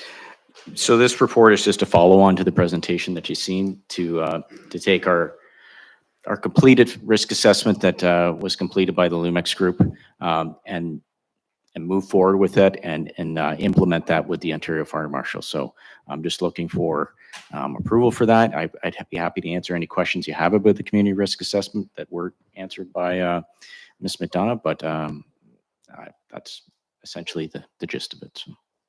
Questions? Yes, Doug. Couple of questions, James. Every 5 years, it says it needs to be redone. Can we do it ourselves in-house? Yeah, so the intention is we got this sort of base set now. Mhm. Now we can sort of maintain it over the years, and then that every 5 years, it's just a simple, yep, this is still good, and we can carry on with it. So Good. that's the plan anyways. A second question was they noted industrial as highest risk. I know we have Strathcona, we have Goodyear. My old recollections, seeing as I'm a long time out of the fire department, was that we did do pre-planning on them. We did yearly studies on them. I thought we were doing a fairly good job there. There's probably a few small shops sitting around, but they rated that pretty high. I don't quite understand that. So what elevated that risk was the consequence to the community. So if Strathcona was lost, that would have a devastating effect on our economy and our community. A major loss there could mean the loss of a number of different jobs in an industry in our municipality. So that's where that risk was elevated there. The same, so to speak, with Goodyear as well. So that's why you've seen that as such a high risk, just for the impact it would have on the greater sort of community. Anyone else? So yes, go ahead, Wendy. Do you find in this report any labor intensive? Did you find from looking through it that it's going to be really tough to be able to mandate everything they're asking for? Or do you feel we're doing quite a bit of it now? Through your worship. So it is going to take some extra work in inspections. And if we want to do everything that the plan is laid out, inspections are one thing, and I'm happy to do them. It's the follow-up with them. Going to do an inspection, finding an issue, and then following up with that person to make sure that it's rectified. So that's where the timeliness comes into it. The assembly occupancies that she spoke about, we're in pretty good shape there because we own most of them in our community. But there's just the churches that are around that we don't own, obviously, and some small little halls. But assembly occupancies, we're good. We do need to get back into our industrial occupancies and start doing more inspections there. We've never done inspections on smaller industrial occupancies like garages, those kind of things. So that would be somewhere where we could concentrate on. And then we never have done, other than by complaint or by request, any inspections on multi-residential. So it would take more effort to make sure that they're all done. Anything else? All in favor then? And you've got one more, James, which is the firefit team. Yeah, so I'm going to defer that over to Lieutenant Maleska and Captain McCauley. They're here from the firefit team. They're the president and the vice president of the team, so they can speak to that and give you an update on the team and their great work. Thanks, James. Thank you. Can I get a motion then that council receive this report and that council supports the firefit team in hosting the 2025 regional event? Doug and Sherry. Great. Welcome. The floor is yours. Good evening, everyone. Thank you. So I'm Lieutenant Nathan Maleska. This is Captain Leanne McCauley. We're here to update what our firefit team kind of has been up to, as well as a little request on the end, but we'll just get into it because not all council is aware of what firefit actually is. So what firefit is a competition that showcases firefighter skills, and it's all across Canada, the United States, and Europe. And so what it is comprised of is we're wearing our full PPE, breathing on air on an apparatus, our SCBA. We have to climb 6 flights of stairs carrying a 42-pound hose pack, go up the stairs, deposit the hose pack, raise a 42-pound hose pack up on a rope, put it in, back down 6 flights. We make forcible entry on a machine with a 9-pound dead blow hammer, and it's 300 pounds of force to move it about an inch each time, but we have to move it a foot the entire time. that we run 75 feet through a serpentine, drag a hose back that's 1.75 inches, it weighs about 300 pounds when we breach the door, we hit a target and rescue the dummy backwards 100 feet. And so this is the same competition for male of my age, female of, excuse me, I'm sorry. It's okay. Everyone competes in the same event. There are no changes for your gender, for your age, for anything. So it all kind of began in 2014. There were 4 members who took a trip to Ottawa and had our first exposure to the event. And we did pretty well. And this year actually marks 10 years that we've been, with the exception of COVID, that we've been competing. So we actually do have someone, she really didn't want to put it on here, but I wanted to make mention of it. She is a world champion, and she's also the national champion, and she's Canadian champion, world champion. Would you feel free to enlighten us on everything you've been able to accomplish? I'm sorry, it was all in here and I just can't recall it, so. And she's I'm putting her right on the spot, and this is absolutely, she's going to be very upset with me afterwards, but I'm gonna go ahead and defer. She even brought the go ahead. So I joined in 2019 and got the living crap scared out of me once I saw the intensity of this event. And although I signed up for individual, I bailed in Napanee. I said, I can't do that. That's just insane. So did some relays and got the bug and started to train like crazy. So yes, I've been very successful, but you have to remember the pool of people that I compete with is pretty small. There's not a lot of 59-year-olds running around on air in gear, carrying hose packs. So, but why I strive to continue. Yes, So I'm a 5-time world champion or world record holder. I'm a world champion in Canada, and Canada it's an easier course. I could point that out because some of my friends are afraid to go to the States. The States course is quite a bit tougher. So I'm a 5-time world record holder in the States, and I hold several records in Canada as well. But my philosophy behind it, I know some of you people follow me on Facebook, is for people to strive to do better, to get off the couch, to have a healthy lifestyle. As we know with fire, it can be very tasking on our bodies. And so we need to bring our A game every single day. And that day could be when I'm sitting at home watching Yellowstone, eating popcorn too. As you saw, when the tones went out here, it's like we just go into, and that's hard for your body to obtain and absorb that a level of stress when you're sound asleep at 2 o'clock in the morning. But that's what we want to do for our community. And in doing so, I believe you need to be at your physical best. I need to offer you guys the best that I have. And so with the FireFit team, we hope to promote overall physical fitness for everybody. So everybody is welcome to come and work out in our fields. And we did increase to 20 or 22 people just before COVID. We had the biggest team in Canada. People they were like, where's Stone Mills? And they just assumed we were like Toronto. And we're like, no, we're little town, rural area.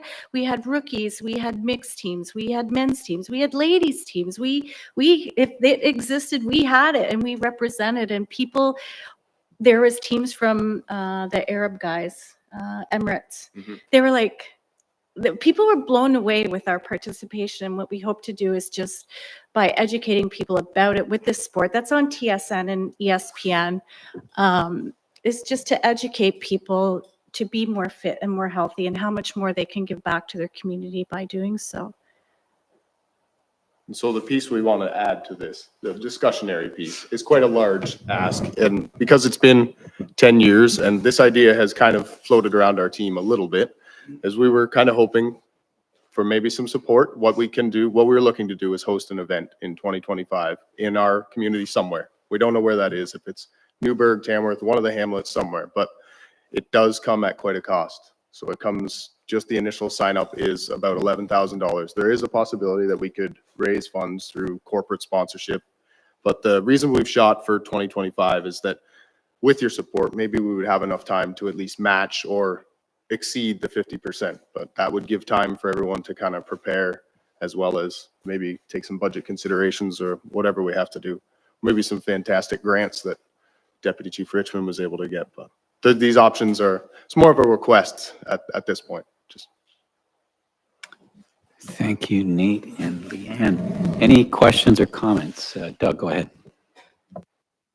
Yeah, Nate, it's like a poker game. 11,000 is the ante up, eh? What's the total pot? the total pot is probably double that amount, to be quite honest. Okay. Once, so that 11,000 gets them here, gets them signed up, and then you have a lot of incidentals that you have to meet. So many cases of water, warm-up tents, and washroom facilities, and various things for the actual people who put on the event. So that's the initial cost. It has the potential to swell, obviously. Okay. So, No, thanks, Nate. no, thank you. Rob. So this mic comes on. Some people know and some people don't. My father was the fire chief of Station 2 Enterprise for 26 years. So I was a young man growing up, being dragged to all kinds of fire events and flipping burgers and dogs and doing all the things you do to help out. And I took those years, well, they're part of who I am. I remember a fire fit competition that took place at Centennial Park one year, and fondly remember that. And it was a very exciting time. And I don't know who else may have been present. Doug, I'm sure you're familiar with that. And yeah, you probably saw me running around, getting myself in trouble at the time. I was, what year would that have been, Doug? Do you recall? So 83? Goodness, I was 8. Oh, That wasn't born yet. yeah. It was a great time. I was excited when I read this. I've been following your accomplishments. Oh, thank It's you. fantastic. Thank you. It's really uplifting. And yes, sometimes small townships can do really big things with really great people. So I'm happy to explore this. I think it's a wonderful opportunity. I agree with you. I see some sponsorship opportunities. We have some great areas that we could put this on. Who knows? Maybe it'll be back at Centennial. Wouldn't that be interesting? But I am fully in favor of exploring this myself. And I think it's wonderful. I'm glad you brought it forward. Anyone else? I would just add that I've been very impressed with this team's accomplishments. And yet the main thing is that inspire other firefighters and community members, as you said, Leanne, to be as fit and healthy as you possibly can. We live in a fairly sedentary society. I was reading recently in an exercise book that I have. One of the authors is an emergency room physician in one of the Carolinas, south, north, I can't remember. He said, yeah, sure, we see a lot of people come in who've had heart attacks, who've been in accidents. He said, but we see a huge number of people who are simply frail, who are aging, maybe not all that old, who've fallen, who've damaged themselves doing some routine activity. This is how weak we've gotten because we live for convenience. It's not convenient to cook a healthy meal, so you eat questionable food. It's not convenient to walk somewhere, so you ride. We know all this, but we have to take it to heart. If for no other reason than to have an old age that's relatively pain-free, that lasts you until the last short time of your decay, you know, to live a life that's of as good a quality as possible until the final hours come. So that sounds fairly dark, but it's the reality. And living well, which is what I think you're doing, is an inspiration to people. And it doesn't have to involve hauling huge weights, wearing full gear. It's simply getting off your ass and moving more and looking into your diet and improving it. So you are inspiring, and I'm happy to add my support to what you're undertaking here. And I'll go out on a limb and say, I don't think we're gonna have any trouble supporting this financially to whatever degree we have to. I'm sure you'll work hard to raise any sort of funding that you have to, because I see it as an improvement for our fire department and an inspiration for our community and beyond. And God knows we spend enough money on things to keep people safe. This is something that will keep people healthy, and I don't regard it as a large expense at all. So unless there's anything further, yes, Krista Lee. I only want to add that, which I don't doubt it will be successful. All those people who are asking, where is Stone Mills? Well, now you can show them. So Yeah, that helps too. So we have the motions on the floor. All in favor? That's carried. Thanks very much. Now, where were we? 8.3.2. So this is the Recreation Committee terms of reference, and that this report be received, and further that bylaw 2023, whatever we numbered as, being a bylaw to adopt terms of reference for the Recreation Committee be enacted and passed, and that the Reeve and clerk be authorized to sign and seal. Can I get a mover and seconder for that, please? Wendy and Krista Lee. Go ahead, Brandy. I have no further comments at this time, just here for questions. Any questions or comments on the Recreation Committee terms of reference being established? I think there will be as we go forward. All in favor then? That's carried. Thank you. Manager of Public Works and Emergency Services Thompson. 8.4.1 is sidewalk winter maintenance policy. Our motion is to receive this report, and further that a bylaw to adopt a sidewalk winter maintenance policy be enacted and passed, and that the Reeve and clerk be authorized to sign and seal. Go ahead, Jeff. Thank you, Reeve Wise. I don't have much to add to it. One thing to note was the Appendix A. The bylaw itself and the policy are pretty straightforward. But the Appendix A and the policy, just note that some sections will not be maintained in the wintertime, and that's based on the width and condition. We can't get a trackless machine or our sidewalk tractor in those areas. One location that Deputy Reeve Davison would be familiar with is Yarker by the train bridge. There's a stone wall and some hydro poles. It's pretty narrow to get a machine through. So certain areas like that will be closing for the winter months. Other than that, I'm open for questions. Any questions for Jeff on this? Wendy, go ahead. How many units do we have? We have a Kubota tractor. I believe it's 30 horse, maybe going back now, with a plow, snow blower, and a sander on the back. And then recently we bought a used Chameleon, which is a trackless type machine from the city of Kingston. I believe last spring. And it's a track machine or a wheeled machine. We've got two sets with it, but and it doesn't have a snow blower. We're going to try it with a V plow and a directional blade this year, but it does have a sander on the back as well. So we have two.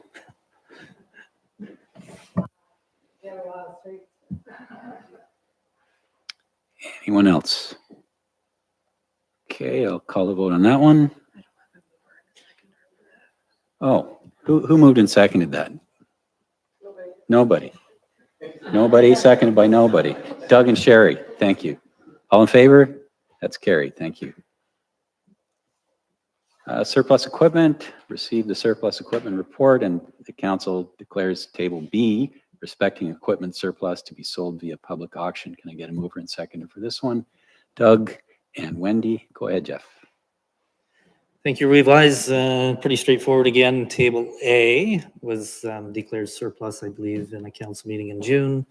The time we get into our summer construction season and then our fall holidays, we never got gov deals out to list those items. So we've had more items that are on table B now as surplus equipment. The plan was they were showing up last week, and the person that was coming to take the videos and pictures was sick. So hopefully this week we can have them on by the end of the year and listed on Gov Deals, and it'll go on our website as well and Facebook. Any questions for Jeff on this one? All in favor then? That's carried. Thanks, Jeff. Chief Building Official Detler, Stone Mills Pickleball Programming Update. The motion being that council receive the staff report entitled Stone Mills Pickleball Programming Report for information purposes. I get a mover for that. Sherry and seconder Wendy. Go ahead, Jake. Yeah, thank you, Your Worship. Yeah, this is just a staff report that I promised a long time ago that I would write, kind of a roundup of everything that happened this summer and kind of a good news story that we have kind of new pickleball programming. As everybody knows, pickleball is kind of barnstorming our culture right now, and Stone Mills is no different. And I'm sure there was even counselors, many counselors maybe, that went out and experienced this sort of program for themselves. Painted some lines in the Tamworth Arena, new slab floor. Basically, we had 4 months of participation, and I kind of in this report totaled what the findings were and what the revenues were and what the expenses were, and summarized what our expectations are for 2024.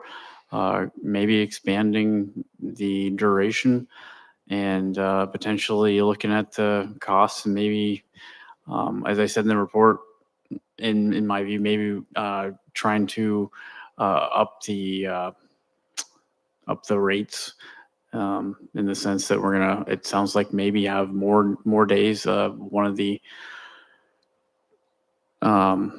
comments coming out was that there was a lot of people having to wait in between games. And maybe if we just had a few more nights, then we could kind of break up so that there would be, lesser people out and more games. Only 24 people can play at once. So just hope if you guys have any questions, let me know. Any questions for Jake? So in terms of the rates, I guess that would depend on whether we decide to hire a summer student or continue to have Al there. Were you going to be bringing that forward at budget time in terms of the rate, or what was your thought there, Jake? Yes, through Reeve Worship or Reeve Wise. Yeah, I was going to kind of go through that at with the thought that if we're charging $75 base for a club membership, if you go to 5 nights a week away from 3, probably makes sense to go up. That, and I mean, it would be nice to cover your costs completely.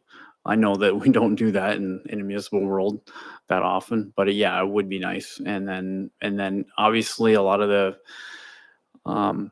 the people that participate, generally speaking, are revert to paying a lot for their recreation, in my personal experience. But yeah, I mean, even just a small incremental cost increase to try to offset, there is some cost to doing the program. So Yeah, Jason, you had something as well. Thank you, Reeve Weiss. Just very quickly on that topic as well.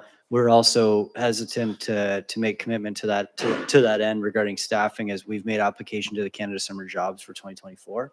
And of course, we don't have those conclusions or those results yet. However, we've made requests that we could utilize another student.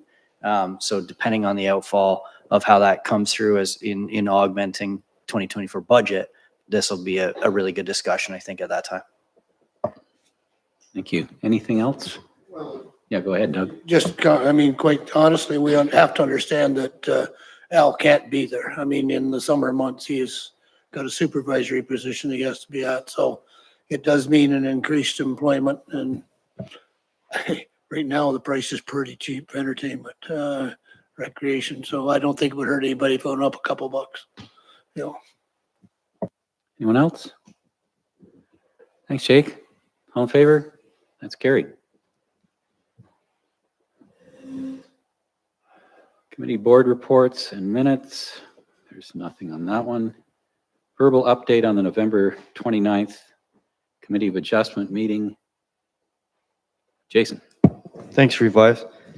I know this might be somewhat atypical with respect to providing an update on how the progress of our Committee of Adjustment is following a meeting. However, we as a collective, as staff, really wanted to make council aware of the November 29th, 2023 meeting, given multiple factors. And I say that because A, the size of the agenda was uncustomary with what you would see typically in a committee of adjustment setting. I think there was 12 or 13 applications for consideration, so it was a fairly extensive committee meeting. We had a couple items on the agenda that were fairly contentious, and we had a full hall. I would say it's fairly atypical to see 50 to 75 people in our hall for a committee of adjustment meeting, and there was. So for those reasons, I wanted to provide you with the update, and I hope members of council have had the opportunity to review the meeting on YouTube. There was a lot of really good discussion had around the table of the committee from our members of the community. I know some members of council were incorporated on some of the communication, the written communication that was provided in support of some of the applications. And Reeve Wise and I have had the opportunity to discuss a couple of the items outside of public forum. So that's really the intent. I don't want to go into overly detailed discussion because it's all summarized within the agenda and also on the YouTube channel. But the two applications of note, we had some applications for severance on Robinson Road and County Road 4 here south of Centerville, north of Camden East, as well as we had an application at 99 Vardy Lake Road for a severance and minor variance application that are probably the most well attended, if you will, applications that were considered on that agenda. One of the sets of applications, I say that because there was 6 applications on the corner of Robinson and County Road 4 to create severed parcels on 3 separate lots that exist today. And the proposal was to create a total of 7 lots. From those 3, they were approved.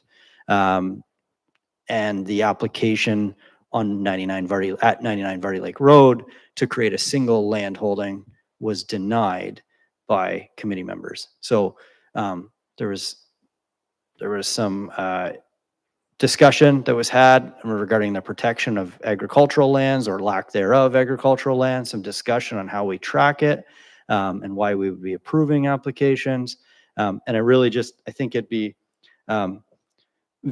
informative for council to give if you have a chance to take a view of the discussion that was had for those who haven't had the opportunity. I'm happy to answer any questions, of course, and facilitate any discussion, Reeve-wise. Any questions or comments on this item? Well, I have one, at least. The agricultural land north of Camden East, it's the first field north of the village. I think everyone's familiar with it, on the west side of the road. That's prime agricultural land, not zoned as such. It's drained, it's productive, and now it will be divided up into probably unfarmable parcels, although that may take a while to happen. And some farming may continue depending on individual landowners' preferences. And it's perfectly legal. There's nothing untoward about having those severances. However, I have had more calls on this than I think any item since the hog farm, and from a wide range of residents, including a great number of farmers who are very upset to see quality agricultural land being taken probably largely out of production. In the province of Ontario, as in many other jurisdictions, farmland is being paved over and developed at an alarming rate. And we're not making any more of it. I forget what the number, it's something like 300 or 400 acres a day on average is taken out of agricultural production. Our official plan and the county's official plan and the provincial policy statement contains lots of language supporting agriculture as one of the foundational activities, obviously, for human beings anywhere. It's probably the most important thing we do. Lots of motherhood statements about encouraging farming and agriculture and so on. But we really have nothing in our zoning bylaw other than a few hundred acres over near Moscow that is zoned prime ag and has restrictions on severances and development. So in talking to some community residents who are concerned about this and in talking to Jason, I think we need to develop some policy around severances on good agricultural land, call it prime ag land, whatever you want to call it. There's something called the Canada Land Inventory that classifies agricultural land according to its potential productivity. There are 7 classes. 7 is basically rock. It's Canadian Shield. It's obviously useless for farming of any kind. 1 is your deep, friable, well-drained, loamy soil that you can grow vegetables or anything else on, and everything in between. Basically, class 1, 2, and 3 land classes are generally prime agricultural land. And there are criteria that an agronomist could explain to you about how you evaluate the lands and to determine if they fall into those land classes. And what I'm suggesting for discussion, and I hope for fairly quick action, is that if there are severances proposed on such lands, that without getting into rezoning, that they be limited to our minimum lot size. No more of these 5 and 10 acre sort of estate lots. Keep it to the 1 hectare. Something in the policy that would make the dwelling reasonably close to the road, not parked off in the middle somewhere. We can talk about that. And the onus be on the proponent to prove that it isn't class 1, 2, or 3 land if they object to being restricted to that minimum lot size and minimum number. My thinking was that we would have an interim control bylaw to just freeze development on parcels like that. Jason suggests we probably don't have to do that, that we could come up fairly quickly with some sort of policy or bylaw that would implement what I'm suggesting. And I'm just putting this out for discussion at the moment, but I would suggest that if council agrees with this approach or something similar, that we do it fairly quickly, because this is a public meeting, and I'm sure developers are listening or will hear of it and will want to get in under the wire, so to speak, before we come up with this somewhat restrictive policy. So I'm just throwing that out there for discussion, and I'd be interested. Yeah, John, I'm sure you're aware, the former township of Camden East, which is a forerunner of the township of Stone Mills, did have an agricultural policy and zoning, and it quite severely limited severances on prime ag. And the area that was designated as prime ag was extensive, and it was all over the municipality. Because of some objections, okay, OMAFRA agreed to reduce that down to that very small acreage at Moscow. So I just want to remind people that we did have it. The framework is there. I think we could very quickly go back into that restricted area bylaw and pull that framework out for that prime ag that should be there somewhere. I may even have a copy of it, and do that, because I agree. That field, it's pretty hard, and it was hard to answer the questions because there really wasn't proper answers to the questions when we couldn't stop it, but we knew it was a good work field. I agree. We should move forward with it quickly. Well, it's Crystal Lee. Just in agreement. I think it's something that we need to do and move fast on. If we don't have the policy, we can't say what you do. Like, you can't come with a submission and us say, oh, no, we mean to get to that. So I think the moving fast is essential.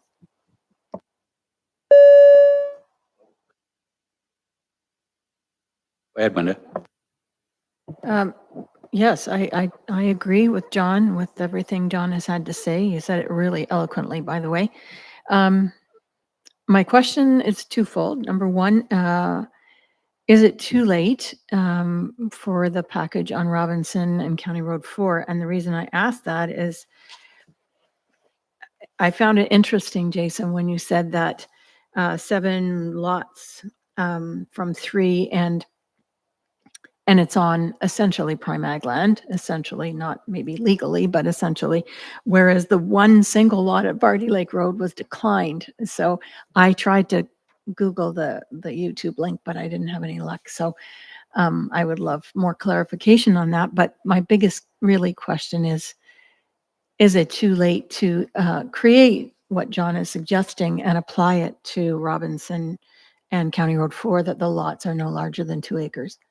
I would suggest that, yes, it is too late. Jason can elaborate on that from a planning standpoint, but I don't think you can retroactively undo nothing that the committee decided was illegal.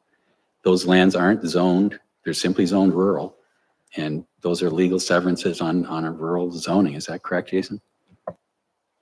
Yeah, thank you, Reeve Wise. You're absolutely correct, and I agree. I don't believe, Councillor Lalonde, there's an ability to backstep on the committee's decision as it relates to Robinson Road.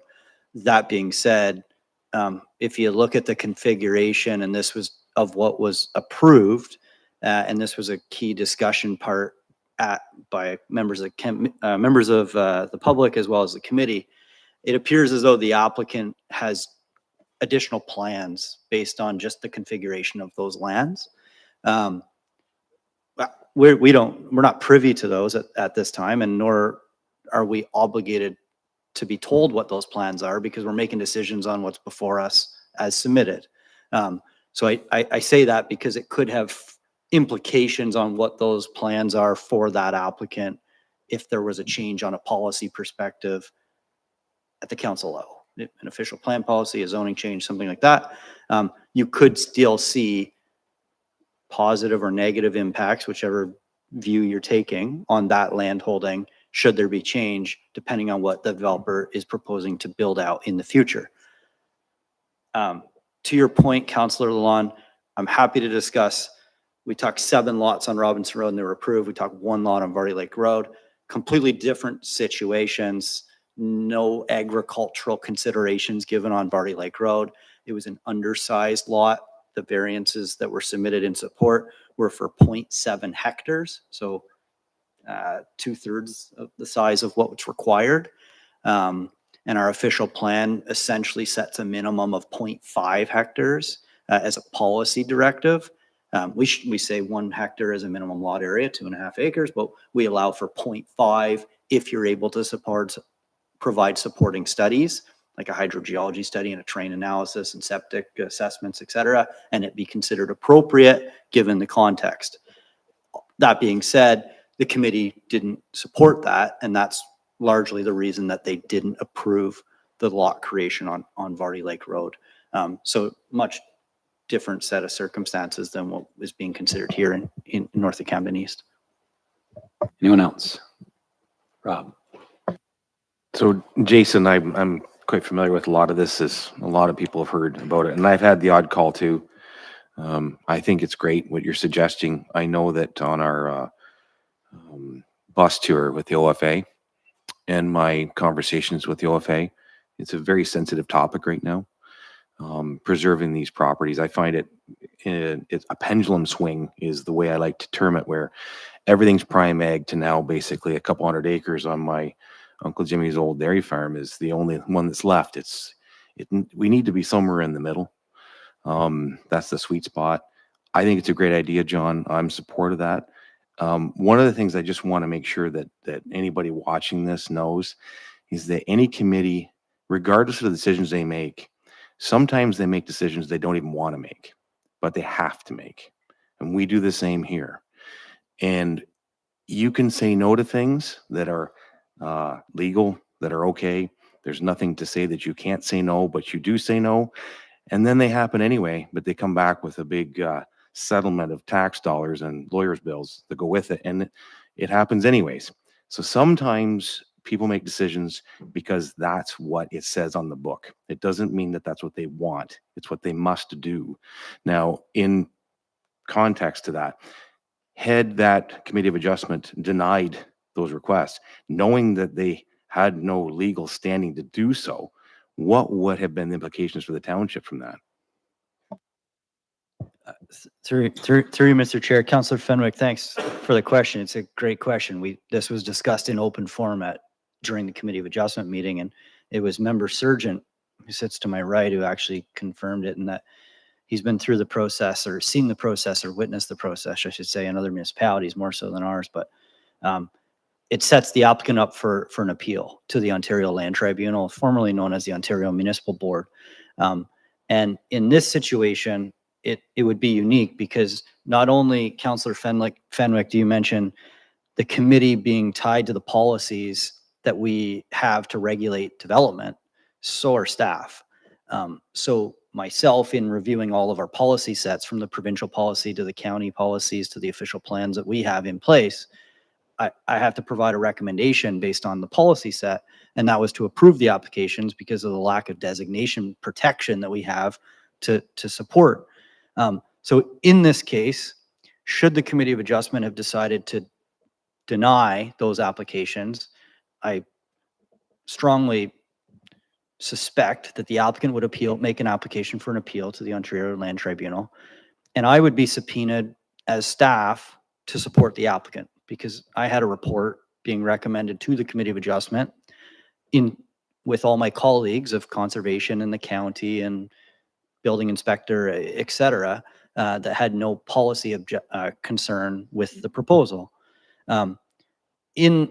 Should that have occurred, the municipality would then be in the position of defending themselves through the hiring of a lawyer and also through the hiring of a registered professional planner as a consulting planner, because they wouldn't be able to utilize my services provided in-house because I'd be ultimately on the other side fighting or contesting against my employer, just given the situation of how we arrived at that predicament. That, again, I'm speaking hypothetical because we're potentially or estimating that the applicant would launch an appeal and navigate that approval process. So that would be my answer to your question, Councilor Fenwick. Yeah, thanks, Jason. That was mainly what it is. I'm familiar with the process. I'm glad that you're able to elaborate on that. When I was elected, I realized that some point in time, I may actually have to make decisions that affect my own family, people I know, my neighbors, people I care for, people I respect. But that's the job. And if you can't do it, then you shouldn't be there. And I may have to make decisions that affect myself financially or in other manners, and you just have to be willing to do that. So as much as some people think it's as simple as saying I don't like the idea, sometimes that's not what this is about. And so I'm really glad that John's addressing this, so that down the road, should we run into the same circumstances, we'll have more authority to say yes or no based on protecting our agricultural properties. And so I'm fully in support of John's idea. Thanks, Robin. And I should reiterate, this was in no way a criticism of the decision. It's the only legal decision that could have been made. We had a similar, perhaps moral quandary when it came to the hog farm. I personally don't like big factory hog farms, but they qualified in every regard in terms of all the studies that were done and so on and so forth. So you're quite right. Sometimes you're in a position where you don't like something, but you're legally obliged. So what I'm looking for would be a motion to task Jason with coming back with a report on how the general idea that we've been talking about could be implemented, and that come back as soon as you're able to deal with it. I know you've got a lot on your plate. Wendy, you're making a motion, and Crystal seconding. So the wording would be that. Do you want to phrase some wording then? Okay, so what I said, that we get a report on implementing, on developing a policy to deal with severance applications on what is essentially prime agricultural land, and that be brought back for further discussion. Yeah, go ahead, Doug. Qualified prime ag as maybe 1, 2, 3. Yeah. And the reason I say that is this: when we had the designation before, we had class 5 land, class 6 land included in prime ag. It was kind of a broad brush approach where, and that was maybe the main criticism, was that, hey, I got a rock farm here surrounded by some good land, and yet I can't do anything. Sure. You know, so I wonder if we should just list the classifications. Is that okay? Yeah. You want to elaborate? Thank you, Reeve Wise, and thank you, Deputy Reeve Davison. I think it's very important that we differentiate in this request or ask for assessment that we use the CLI, the Canadian Land Inventory, based on soil classifications 1 through 3. And I say that because publicly there's an unknown as it relates to what we're defining as prime agricultural lands. When we as planners define prime agricultural lands, we do the exact that of look at the policy set. Is it designated by the province and by the county and by the municipality as designated prime agricultural lands? If so, we get to follow this rule book, if you will. And if it's not, we follow this rule book. I know that the classification set goes into assessing what should be considered prime ag designated and what should not. But I think this is important for us to make the differentiation here. And I say that secondly, because I want to make it known to the public that we recently just went through a public process to update our official plan. And we heard this on the 29th meeting that we as staff and council didn't do our citizens or ratepayers any favors because we didn't reassess or look at and give consideration to lands like this as being prime agriculture, designated to get into that policy set. And my comment at the meeting and my comment today is we didn't have that ability. When we as a lower tier are required to update a policy document, it ought to comply with the policy document above. And in this instance, it's LNA County's official plan. The LNA County official plan designates that land and many other of our lands that some people in this room may consider designated prime ag lands as rural. They don't designate it as prime ag. So we would be in a position in which we wouldn't be able to put that refined designation of prime agriculture on lands where our above policy set says it's rural.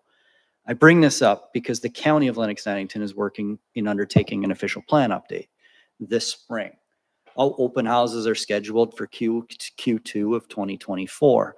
And I say this more so to our audience, of course, to be engaged through that process, because that is the time in which we have the ability locally, I say we collectively, locally, to make those policy updates to our plan.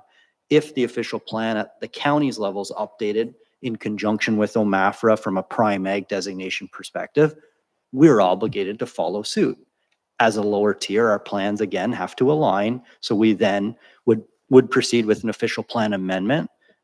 If it's not our sort of time to update, we would proceed with an update, an addendum to make it align with what we have from above. All that being said, I'm not trying to take away from tonight's motion. I'm not trying to backpedal on saying what we should do. I'm saying that to augment what I think we can do. I know we have an ability to do better than what we've done in saying it's rural designated lands. This is the policy set that I can do. Don't tell me I ought to do something different. We can do that for sure. And we'll look into this most definitely. However, the ultimate protection, as we know, stands from that designation, and that designation starts with above as opposed to at our level. So I want the ratepayers to be cognizant of that, and you as council to be also cognizant of that.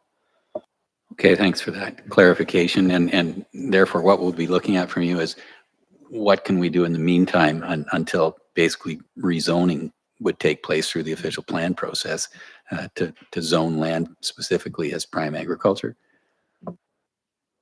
Yeah, so three revise, that's exactly it. What policy, in my mind, it's what policy inclusion at the OP level or at the zoning level could we introduce to further protect lands that according to CLI, Canadian Land Inventory, is prime. Notwithstanding what the policies say, this is what we consider to be prime. As a municipality, we're looking to protect those interests. Yes. Very good. Anything further on this? Yes, go ahead, Rob. One quick thing with that, and since this is pretty crazy cool stuff. In regards to that, is there anything that we can do where there would be an exemption policy or an appeal process or whatever we can create? I'm trying to think about your local farmer who, one of the children wants a piece of the farm, like 5 acres, for the horses, because there's a piece of wooded area back they want to include with the home, because they're going to put in a pumpkin field. I don't know, a pasture. I would hate to handcuff something like that, just because we didn't think of those circumstances, because I could see that from time to time. It would be one of those things you would have to make a case for it, but that we could actually hear it and consider it. Devil's always in the details.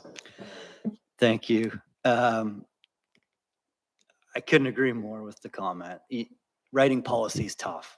When you write a policy with the intention of X, there's ramifications to Y and Z every time.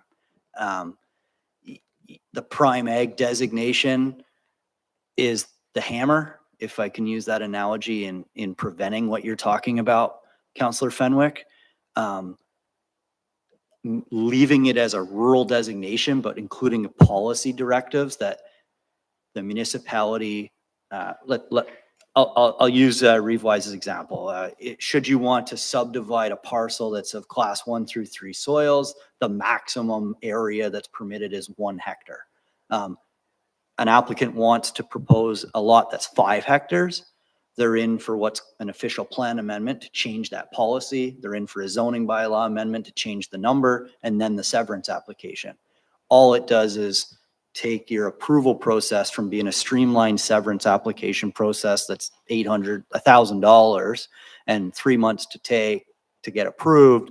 It makes it a 12-month approval process and $20,000, to use vague numbers, but there's still a mechanism to achieve. It's how many challenging hoops do you want to jump through, and how much cost and time do you want to endure? This is the sort of thing that we'll have to discuss when Jason comes back with his report. So I think we should move on. Can I get a vote on that motion? All in favor? That's carried. Thank you. Okay. Items for consideration. The LNA Hospital Foundation wants money. And we're looking for direction from council. Did any staff want to address this? It's pretty straightforward. They want some money. No, through you, Revise, I'll just jump in. We're just looking for direction as to the amount that council's willing to donate. I'm looking at the treasurer. I believe we're somewhere around $3,000 in our account, plus or minus on donation front. And I'm not sure off the top of my head what we've historically donated to the hospital foundation, if any. Clerk Temple might be able to. Randy? Thank you, Jason. So the last donation, I believe, was within the last 5 years, and I think it was in the amount of about $50. Any discussion? Linda? So just to sort of make everybody aware, and I'm sure you are, but to sort of hammer it home, there is a really big ticket item here that's would be a huge thing for LNA County, and that is the MRI machine. I never thought I would live to see the day that a piece of equipment like that would come to our community. And it's expensive. The government has certainly been generous in awarding us the ability to put one in and to fund a portion of it. So $50 doesn't sound like it's gonna do it for me. $50 in any other year, I would say, yeah, sure. But this is a really big thing, and we should be proud to have it and support it in something a little more substantial than $50. Anyone else? Doug? I think we're probably going to face this again at county council, so it would be a double donation sort of thing. But I agree with you. An MRI is something that's very important, and I think if we could dig a little deeper than $50, I'd be willing to suggest that we try to find $1,000. Okay, is that a motion, Doug? Yes. A seconder for that? Sherry? Okay. Got Doug and Sherry. All in favor? That's carried. Thank you.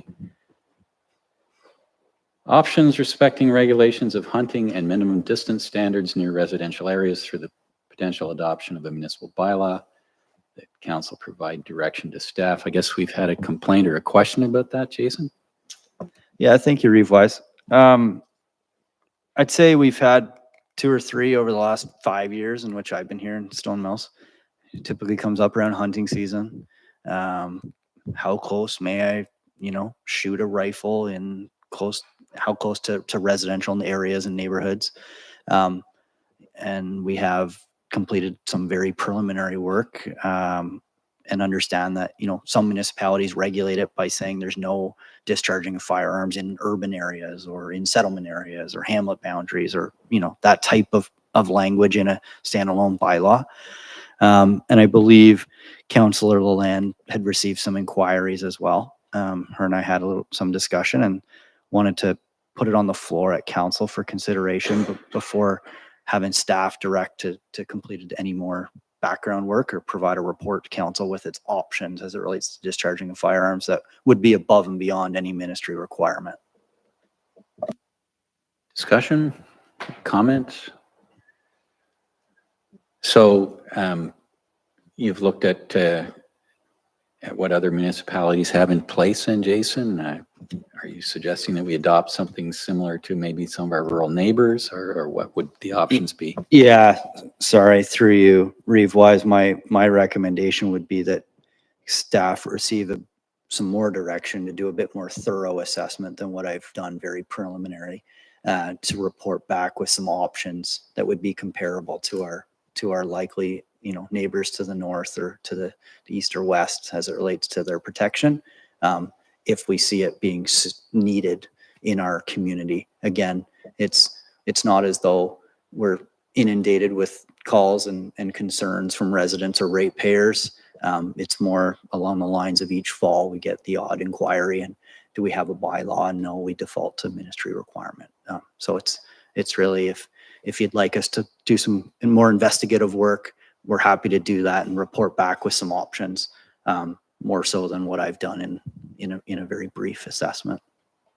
Is there any inclination to have staff investigate this, Rob? Yeah, I haven't had anybody complain to me directly. I know that discharging a firearm compared to hunting are significantly different things. Like, for example, if you were to have a gun range in your property, you're shooting in one direction, you've got a safe backstop. It's all built for one purpose, whereas hunting is, as I do, it can be anywhere, anything you have to identify, and it can happen quickly. And it's a totally different thing. In one case, it's about the projectile. In the other case, it's about the noise, maybe. And yet, chainsaws running in the villages and other noises that happen that are just rural living. I haven't had any inquiries about this or concerns, even though you hear gunshots on a fairly regular basis around Enterprise. Just not sure what this is about. You said this happens on a regular basis. What are our neighbors like? Like, what do they have? Have you seen anything yet? Specifically, Councillor Fenwick, our neighbor to the south, Greater Napanese, regulates urban, just defines urban versus rural. So they're prohibiting any discharging of firearms in the urban setting or the urban boundary. And I believe, if I recall correctly, it was Township of South Frontenac defined obviously they don't have as definitive of an urban area. It's more of consistent with ours in hamlets or settlement areas. And it was an exclusion within settlement area boundaries as defined in their official plan. And it's the thing that we talked about at staff's level here is settlement area boundaries aren't often where you think they are. Sometimes, it's easy when I might be more familiar with a settlement area boundary just based on our mapping, our official plan mapping, than somebody that has lived in the community their whole life because they think it's where the sign that says welcome to Reedville is, and Reedville is not a defined settlement area in our OP. So there's those types of ambiguities that I think might be challenging. And the other comment we discussed internally is, well, how many people are really going to review or call the municipality before they start to do X? And then what's the enforcement look like if they start to proceed? So I think all that could be summarized in a report if council's looking for it. Like I said, it's, I don't want to get us on another topic, but you know, we've had conversation about Airbnbs in the past or short-term rentals. And that's it's a question we get at the odd inquiry annually as staff's level. What's your regulation? I'm looking at doing X, and it's a fairly simple answer at this point. But yeah, that's why we, Councillor Land and I were chatting about this, and we wanted to bring it up at council's table before staff spent any more effort on whether we thought we should have a regulation in this community or not. Doug? Is this the same thing, Jason? Just an inquiry, or is it a concern? Because I've never had anybody ever ask me about this either.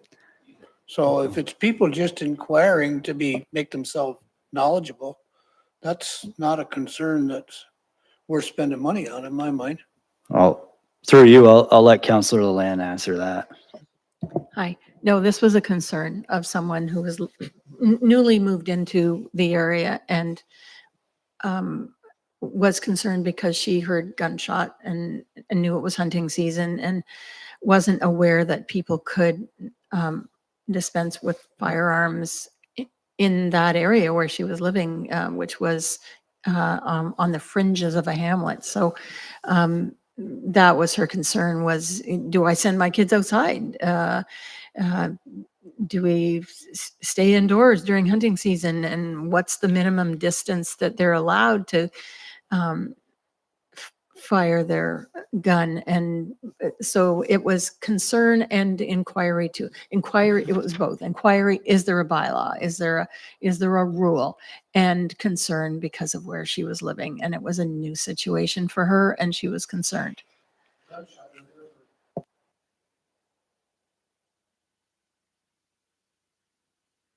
So I need some direction here. Do we direct staff to come up with a report, or do we live with the status quo, or what's your wishes? Yes, Wanda.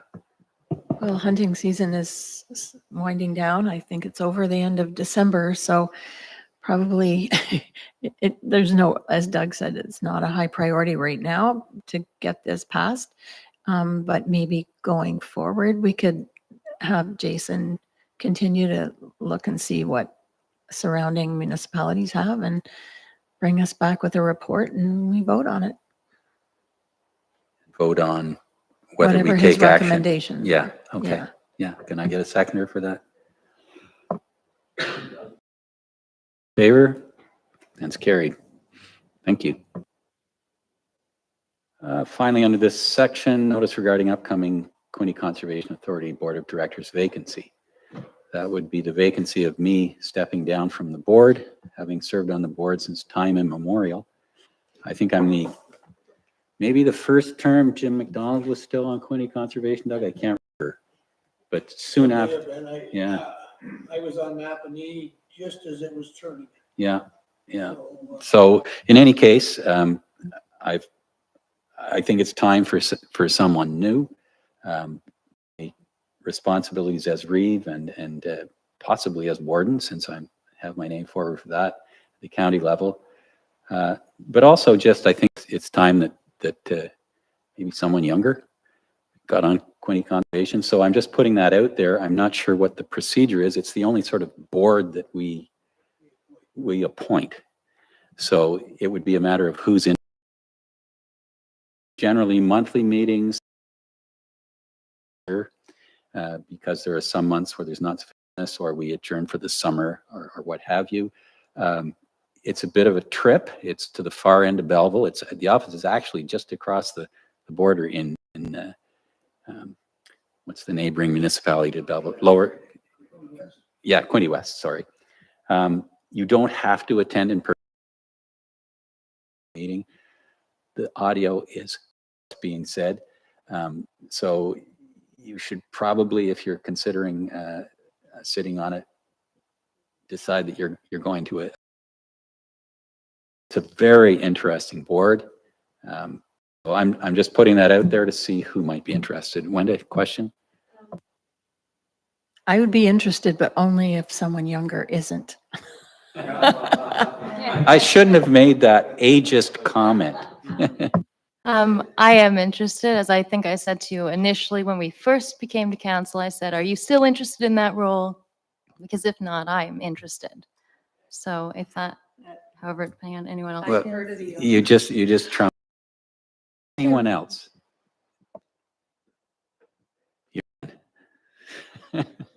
So do we need a motion or something like that?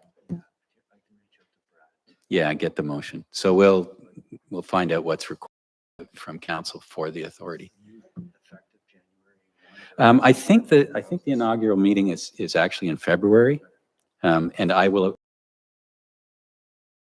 has to do some business, so I the member until halfway through that February meeting, at which time the new member, assuming it's Crystal Lee, will take up the duties. So thank you for that, Crystal Lee. So, new business and statements from members. Anyone? Wenda?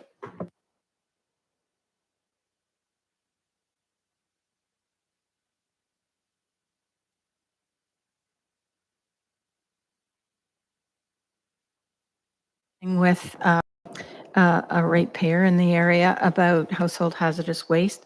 I thought the issue was all of her questions were answered and she was satisfied with the results. The only one thing that she came back to, which is interesting, is for a lot of people, they're not able to get into Kingston to dispose of the hazardous waste. They don't want to wait 2 years and have it in their barn or whatever.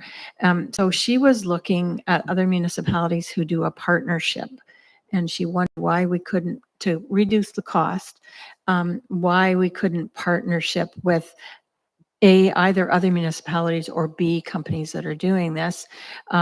She did some fact finding and found out that the cost was, I think she said 16,000 to run it in a partnership arrangement, and that it could be done annually. So I just wanted to bring that back to the table for Jeff's consideration. That's my first issue. I have a second one, but. Jeff, did you have anything on this one? Thank you. Through you, Reeve-Wise. I can follow up with that resident, or I can follow up with a report. So some of the numbers that she came back with in an email a few weeks ago are not accurate. The last time that we ran a household hazardous waste day through Drainall to do a joint with municipalities, it was just too hard for the tracking and the funding, and it was too busy for them to run, 2 municipalities. So we were never allowed to go into Napanee facility. That's how Napanee runs theirs. It goes through the Drainall facility, where ours is on our own site. We have research with Brendar on putting up either a permanent site at one of our landfills, or they actually bid on the last RFP that we put out for household hazardous waste day. That was whatever year, 2 years ago. So we're due this spring again.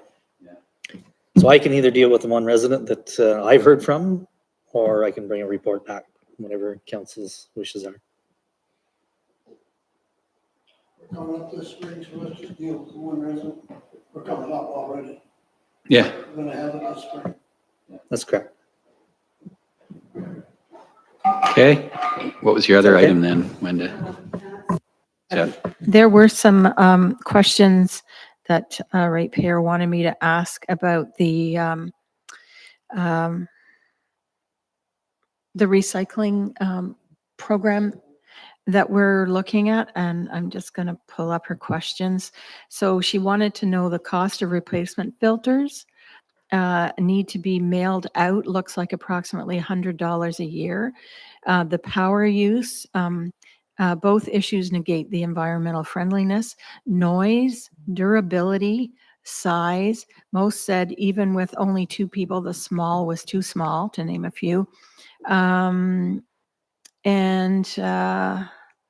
I guess those are the big questions that she wanted. So I was wondering, have we closed off anybody else being able to purchase one of these items? And number two, could her questions be answered on our website where we have an advertisement for that product? So that people have that information. Okay. Yeah, no, she's a personal friend of mine. Well, through you, Reeve Wise, Councillor Land, you asked about 12 questions. I know the answer to about 2 of them. They're great questions. However, the majority of them are for the company. The productivity, the life, the lifespan of the product, the filter costs, I don't know the specifics of all of those details. That being said, we have been provided with pamphlets and brochures electronically that we are able to share on our website. Yes. I can also provide contact information for the company representatives directly because I would be spreading false information if I were addressing those. The update with respect to the Food Cycler project is the pilot program had concluded to get us the number, I forget the number, 42 units that people were expressing interest in. Councillor Fenwick sought that we increase the time period because there were a few residents that had wanted to participate. So we have completed that successfully. And all the residents who are interested in purchasing the units at the subsidized municipal rate have until this Wednesday, December 13th, to purchase their unit. They will then be delivered to our office for the pickup next week, the 18th through 22nd, in time for Christmas. So all units have to be purchased no later than this Wednesday for next week pickup. We have 30, as of today, we have 30 units that have been ordered through the company. The quick update, the reason that this has gone this route is the payment from the applicants who expressed interest is being paid directly to the company. We are simply the vehicle to deliver the product. So it's all online purchases with the link on our website and social media for that connection to occur. And then we will be the catalyst to get that delivery out there. Okay, thanks, Jason. Thank you, Jeff. I believe unless someone has something else under new business, yes, Crystal Lee. I promise I won't do this every new business, give some emotional story. But I promised myself I would do this. Otherwise, I will regret not doing it more than I'll regret doing it. So in the last few weeks, I've witnessed a level of violence and atrocities that have left me stunned. And I'm talking about what is happening in Gaza right now. And there was a call today for a general strike from 2 Palestinian journalists. And though, of course, I turned up here because I have a commitment to the people who elected me, I feel compelled to at least mention the crisis. There have been more civilians killed in 8 weeks than in 20 years of war in Afghanistan. There are 2.2 million people, half of them under the age of 18. They are children. They cannot leave. There have been 63 journalists killed, over 280 medical staff, more than 130 United Nations staff, which is the highest amount in any conflict ever since the United Nations was founded.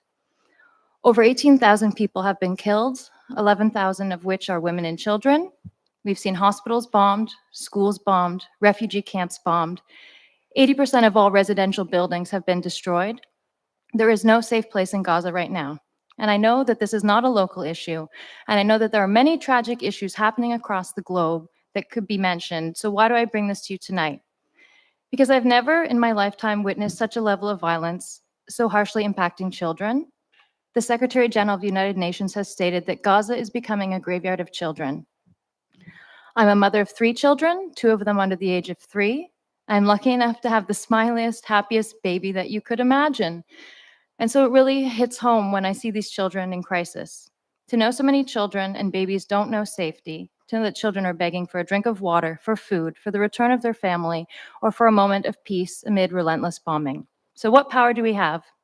We certainly don't direct Canadian foreign policy, But at the same time, I would like us to take a step, however small, to protect the lives of innocent children. And I really hope I never have to say anything like this again in my lifetime. And I would like to motion that we call for an immediate and long-lasting ceasefire, which means to return the hostages and to let aid flow into Gaza and be distributed safely so that thousands and thousands more deaths may be avoided. And I hope what small light our community can shine in these horror helps. I hope that we can show leadership that can inspire other communities to follow suit. Thank you. So is that in the form of a motion then, Krista Lee, that we, Call for an immediate and long-lasting ceasefire. and this would be directed to the federal government or?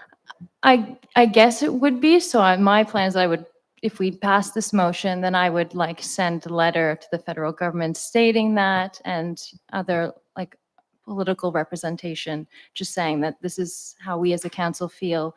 Because I don't, like the majority of Canadians want a ceasefire and yet it's not what's being said. And so I feel like if it has to come from the bottom and go up, well, that's fine by me. Can I get a seconder for that motion? Wenda, any discussion? All in favor? That's carried. Thank you, Krista Lee. Thanks. Okay.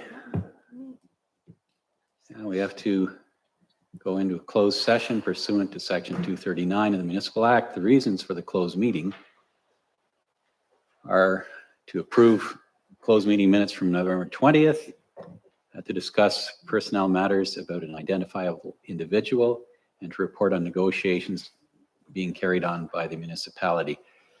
Need a motion to go into closed then, Jason? Wendy and Krista Lee, all in favor? That's carried. We're now in closed session. We can take 5 minutes, no longer, because